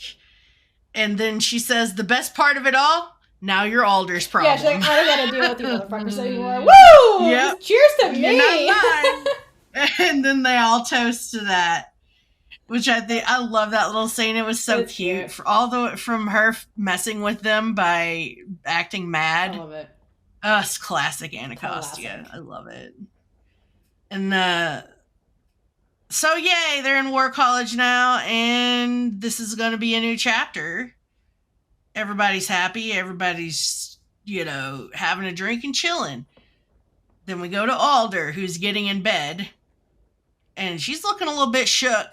I'm thinking everything is just kind of hitting home with her about the Camarilla and everything that's happened recently with the Tareem, and how her own personal boogeyman is back. And she thought she had vanquished them, but they have come back, and she's freaking out. So I wonder too, because we're about to transition to the next scene with Tally. I'm wondering too if Alder, because to me when she's getting ready for bed, she almost looks like scared. Yeah, she looks scared. She's scared, and I wonder too if like the nightmares are something that she has every night when she goes to sleep. Like, does Alder just like relive her traumatic past like when she goes to sleep? Is that just part of Alder sleeping? And like it takes a toll on her, That would really suck. Yeah. Because like she goes to sleep. I never wondered. Yeah, and then Tally is dreaming what Alder's dreaming. Potentially. It's just it's weird. I just wonder, like, is this regular for Alder? That's a good question. But like you said, the next scene is Abigail and Raylla asleep on one bed, Tally asleep on her bed in the infirmary. And this is where it happens, folks. Something bad happens in the infirmary. Yeah. So Tally is restless in her sleep, and then you go into this dream with her where she's in a jungle with Alder and a unit, and it turns out that none of the people that are there can hear her. So it's like she's there, but she's not. She's dressed like everyone else, but she's not being heard. And this unit is surrounded, and you see these witches. You assume they're witches because they're singing seeds. And they come out of the undergrowth, and they're vocalizing, and then these giant worms come out of the ground and crawl up the soldiers' bodies. Centipedes. Even creepier. creepier, and they latch on and bite. And bite. And it's the creepiest thing ever. But during this struggle, and by the way, Tally is involved in, like, she is getting centipeded as well. Yeah. Even though she's getting Avenue F'd by a centipede. She's getting Avenue F, even though she's not really there. Yeah, this is not fair. Yeah, it's fucked up. Like, she shouldn't be getting bit by these insects. Ugh. Yeah. So one of the witches takes out a glass bottle because she's got one hand free, and she throws it on the ground and stomps on it with her foot to break it. And then all the witches that were singing the seeds that brought the centipedes out stop singing and then start to attack one another. And you get a few seconds of them attacking each other and killing each other. And then Tally wakes up screaming. Like, that scream, that, like, got to my core. That was intense. Oh my God, that was the most intense scream. And that obviously wakes up Raylla and Abigail, and they are like, oh my God, trying to hold her and calm her down. And she stands up and she starts to tell them about the dream, and Tally's kind of like checking under the covers to make sure those centipedes didn't follow her back. And then Raylla reaches out to touch her, and it freaks Tally out to the point where she starts like moving her hands all over her body like she's trying to get the centipedes off. And then that results in her pulling up her shirt, and you see bite marks from the centipede. And it's like, if it was just a dream, then what the heck is this? Yeah, what the heck is this? That's just not cool. No. No. If I was Tally, I'd want a refund on that bitification. Yeah, there's work happening in the memory that's affecting her physical body. Yeah, it's really weird. I don't like it. So everybody's freaked out at that point. They should be. Absolutely. There are some things I want to point out about this vision. Do it. So, when they first go into the vision, or the memory, or I don't really know how this is being communicated to Tally, to be honest. But when she's in this... The memory vision. Yeah, when she's in this older memory, you start seeing, when she goes into it, there's flashes of red in the vision, just like Willa Collar's spree vision. So this is another violence, warfare, obviously, type of vision. So interesting parallel between the two visions, that it's like colored with red. Shout out to Flashback Sarah Aller, first of all, with her loose hair wispies. All the yes to that. Yes. That's a Hottie McToddy look right there. It sure is. Let's talk about the soldiers' attire in this, which is awesome. Because this is very different, like, uniforms than we've seen, like, the unit wear when they go to battle. They have, like, sashes with, like, tuning forks instead of bullets. These uniforms don't have hoods. So maybe they weren't dropped by, bats or whatever. So that's interesting that there's no hoods, because we've only seen the soldiers with hoods in combat now. Then, when this new mysterious dashing soldier breaks the bottle, a bunch of birds scatter above. So put a pin in that. And I want to say, because it's Elliot, if you listen in the background when all this chaos is happening, you can hear the spree music playing. So I think it was pretty obvious from the beginning where this was all going. It was, but, like, if you don't really pay attention to the details... You gotta rewatch the episodes, guy. Elliot tells you everything. Yeah, he really does lay everything out in little clues. Yeah. Remember when... Where was that battle with Clary's daughter? There was a glass bottle that shattered. Mm-hmm. There we go. Exactly. Spree. Yeah. Come on. It's right there, man. It is right there. The thing I can't put together, though, is why the work from the memory affected Tally in the present. That's the thing I can't understand, because it's not like Tally was affected by the spree magic that was happening. She was affected by the centipedes that were, like, organic to that period of time. Like, those were past centipedes. Like, it's weird that that's what affected her physically in the present. Very. It is. It doesn't make any logical sense. No. The only thing that I can see is that they're trying to really nail home that connection to Alder for whatever reason. Yeah. But it just doesn't make any sense. No, it would have made more sense. And I wasn't paying close enough attention. Like, did a centipede also bite Alder at the same time and Tally got that wound? Mm-hmm. But because her centipede was in a different part of her body. Right. So it would have made more sense if she was taking on Alder's ailment because of the memory. Yeah. They're linked or whatever. But it's like almost like it was laid out like Tally was an independent person in that whole party. The party couldn't see her, but like the organic worms or centipedes knew she was there. So it's really weird the way that played out, weird. you know? It's another question for Elliot.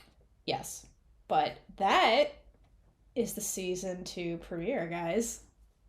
Yeah, we're at the end. What a ride. Ugh, season 2 is so fun. So many things happened. So many things did happen. Would you like to recap for our lovely friends what on earth just happened? So, off the top, we've got Penelope melting a stained glass window in the church and her dad not being happy about it. We've got Biddy Tally being super sad and comforting Adil, and then, the whole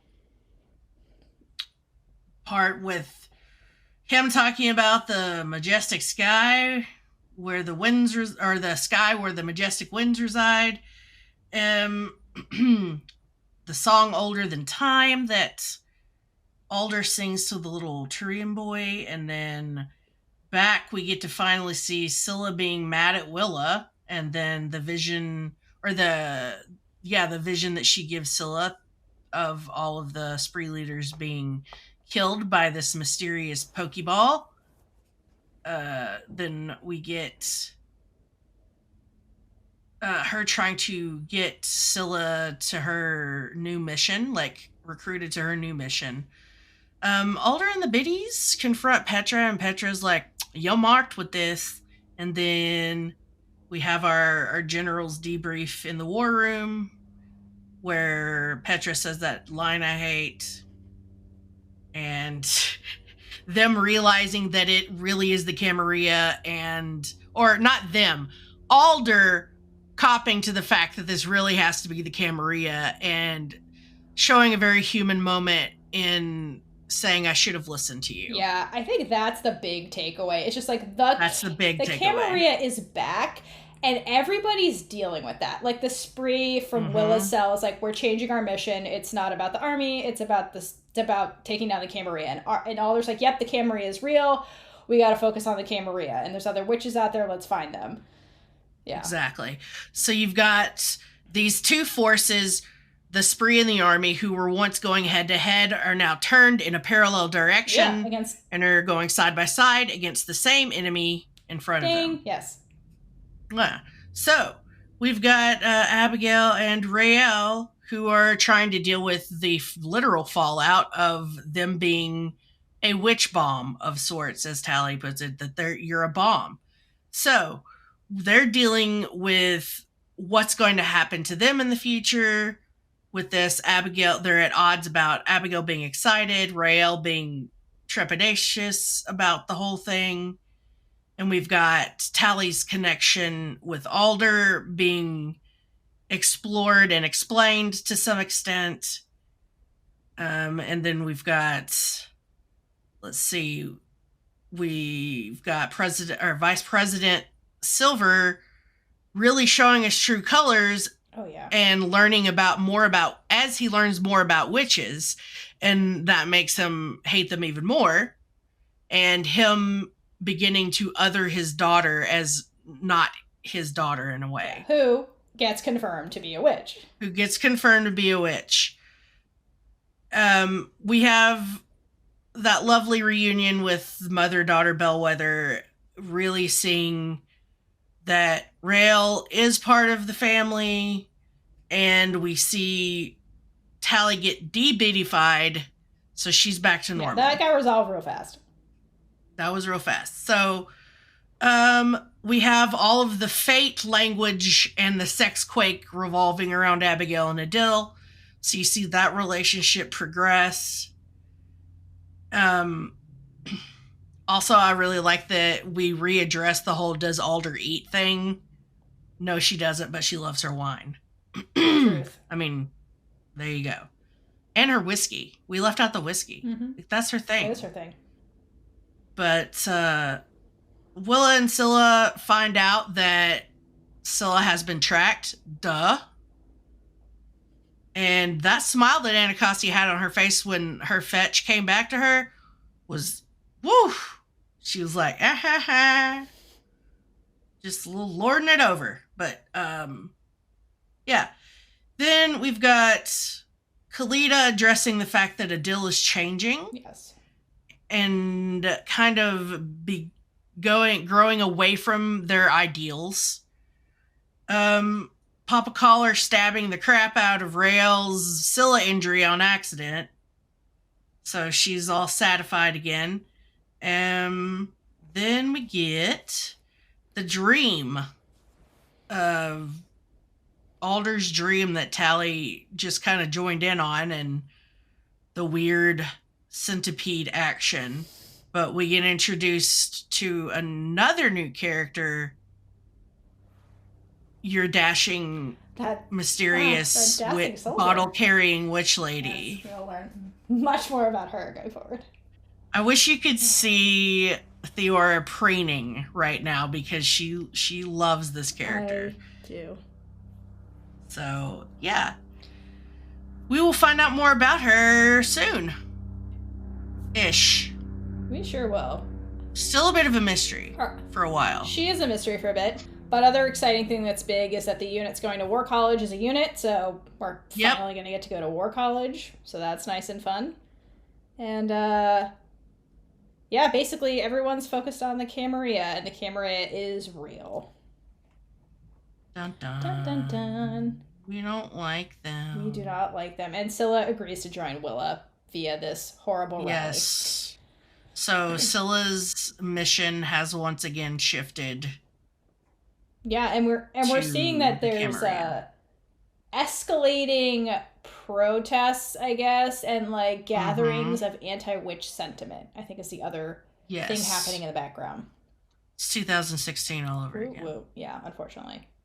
So that was episode 2. Season 2, episode 1, which there was so much happening. Like, Elliot really recapped all the what is going on at the end of season 1 and just opened up a literal can of centipedes on all this new stuff happening all in one episode. And it was wild. Like, I love it. What a way to start a season. It's beautiful. What a ride. What a ride. But with all of that, all the stuff that happened, we now have to determine who, for season 2 opener, got the biggest witch energy. I gave it to Isadora. Go, Isadora. For entangling all those. That just seems like such a complicated thing to do. She made it look so easy. Without harming either of them, and she did it so effortlessly. Like, because you imagine, like, these two people are connected at a soul level, and she's sitting there severing that without harming either of them. I don't know, it just was a big thing to me. And also, she had such confidence this entire episode. And the bangs. It's the bangs. The bangs gave her so much confidence. They did. But back to, like, the detangling. Like, Elliot describes it in the After the Storm as, like, this, the unbidding, as, like, this psychiatric surgery. So she was kind of doing brain surgery in a way. See? Yeah. That is so hot. It is. It's amazing. And like, you have to think, like, she couldn't have practiced that on anybody, because this rarely ever happens ever. So who knows if the last unbidding, if there was one, happened when Isadora was alive. So, like, she was just doing that, like, Wild Wild West freestyling. She's like, all right, there's no textbooks on this. I've never done this. I'm going to do it. Like, that was probably the first time she ever did that, too. It made it look so easy. So, yeah. It was so good. That was a good one. Love it, love it, love it. What about yours? I agree with yours, but she isn't who I gave it to. I am giving it to the witch I wanted to give the season 1 award to, as, like, having the ultimate big witch energy, for all of season 1. She gets it for me in season 2 opener. And that is Willa, Big Witch Energy Collar. This woman fakes her own death and then lives in the shadows. Has little minions that she sends after her daughter that doesn't work because she's in the spree. But this whole time, Willa is like, yeah, I get it, I fucked up, whatever. We have bigger problems. And I love her leadership and the fact that she's like, listen, Scylla, there's bigger problems. We have to shift our focus. I just went out on my own, like against all the spree ideology because I saw the bigger picture. I was supposed to attack a stadium. I didn't. I sent out a message to save all of witchdom. And like, Willa went and did that on her own, and now she's, like, completely refocused her whole cell on the Camarilla, just, like, on her own, and that is some big witch energy. She's just, like, infiltrating rallies, like, Mama Collar, It's a huge gamble to go against the other spree leaders, because they could easily come find her ass. Yeah, like, this is really risky for her, especially because who knows if she's close with the other spree leaders that are left, because she seemed to be close with the ones that died. And so, also, I give it to her for that outfit she wore in that scene, because, ma'am, that suit, good on ya. Excellent. So much big witch energy in that suit. But, like, yeah, like, who knows if this has been communicated to other spree people, like, they might just find out she went rogue from that soccer stadium announcement. So that's really risky what she did.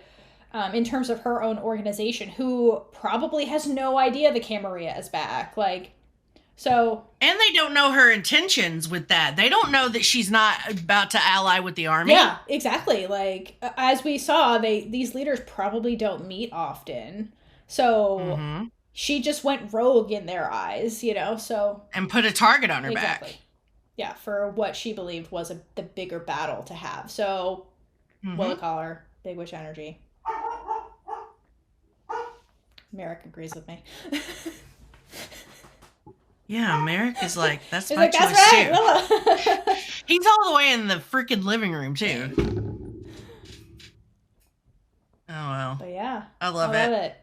Season 2 is so fun. So glad we're finally here. Season 2, we're finally here. We're finally here. We have so much to come. We do. So much good Scylla stuff. So much good Scylla stuff. So much lore, War College shenanigans. Season 2 is really fun. Anacostia. Anacostia was my runner-up for Big Witch Energy Award. Because of the fake out with the medals. I loved that. The fetching. That was great. She was pretty great this episode, too.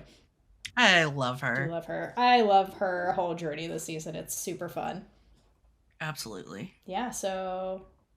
Thanks for listening to us. I'm sure this was long. We were just very excited to get back and talk about this. We were very excited, and there was lots of bits and bobs in this episode that had to be picked up. Yeah, and if there are any tertiary characters you'd like to hear about, what they're doing off screen, please hit us up. It was super fun to have someone give us a really interesting one we didn't think of doing. Yeah, that was so much fun. So thank you. Thank you again, Cole. Big shout out to you. So yeah, hit us up, guys. Yes, please. Yeah. So until next time. And with that, we've been Big Witch Energy. If you like this episode, check out all of our other episodes right here on YouTube. Please like, comment below, and subscribe for more amazing content. Hydrate for Lesbian Jesus.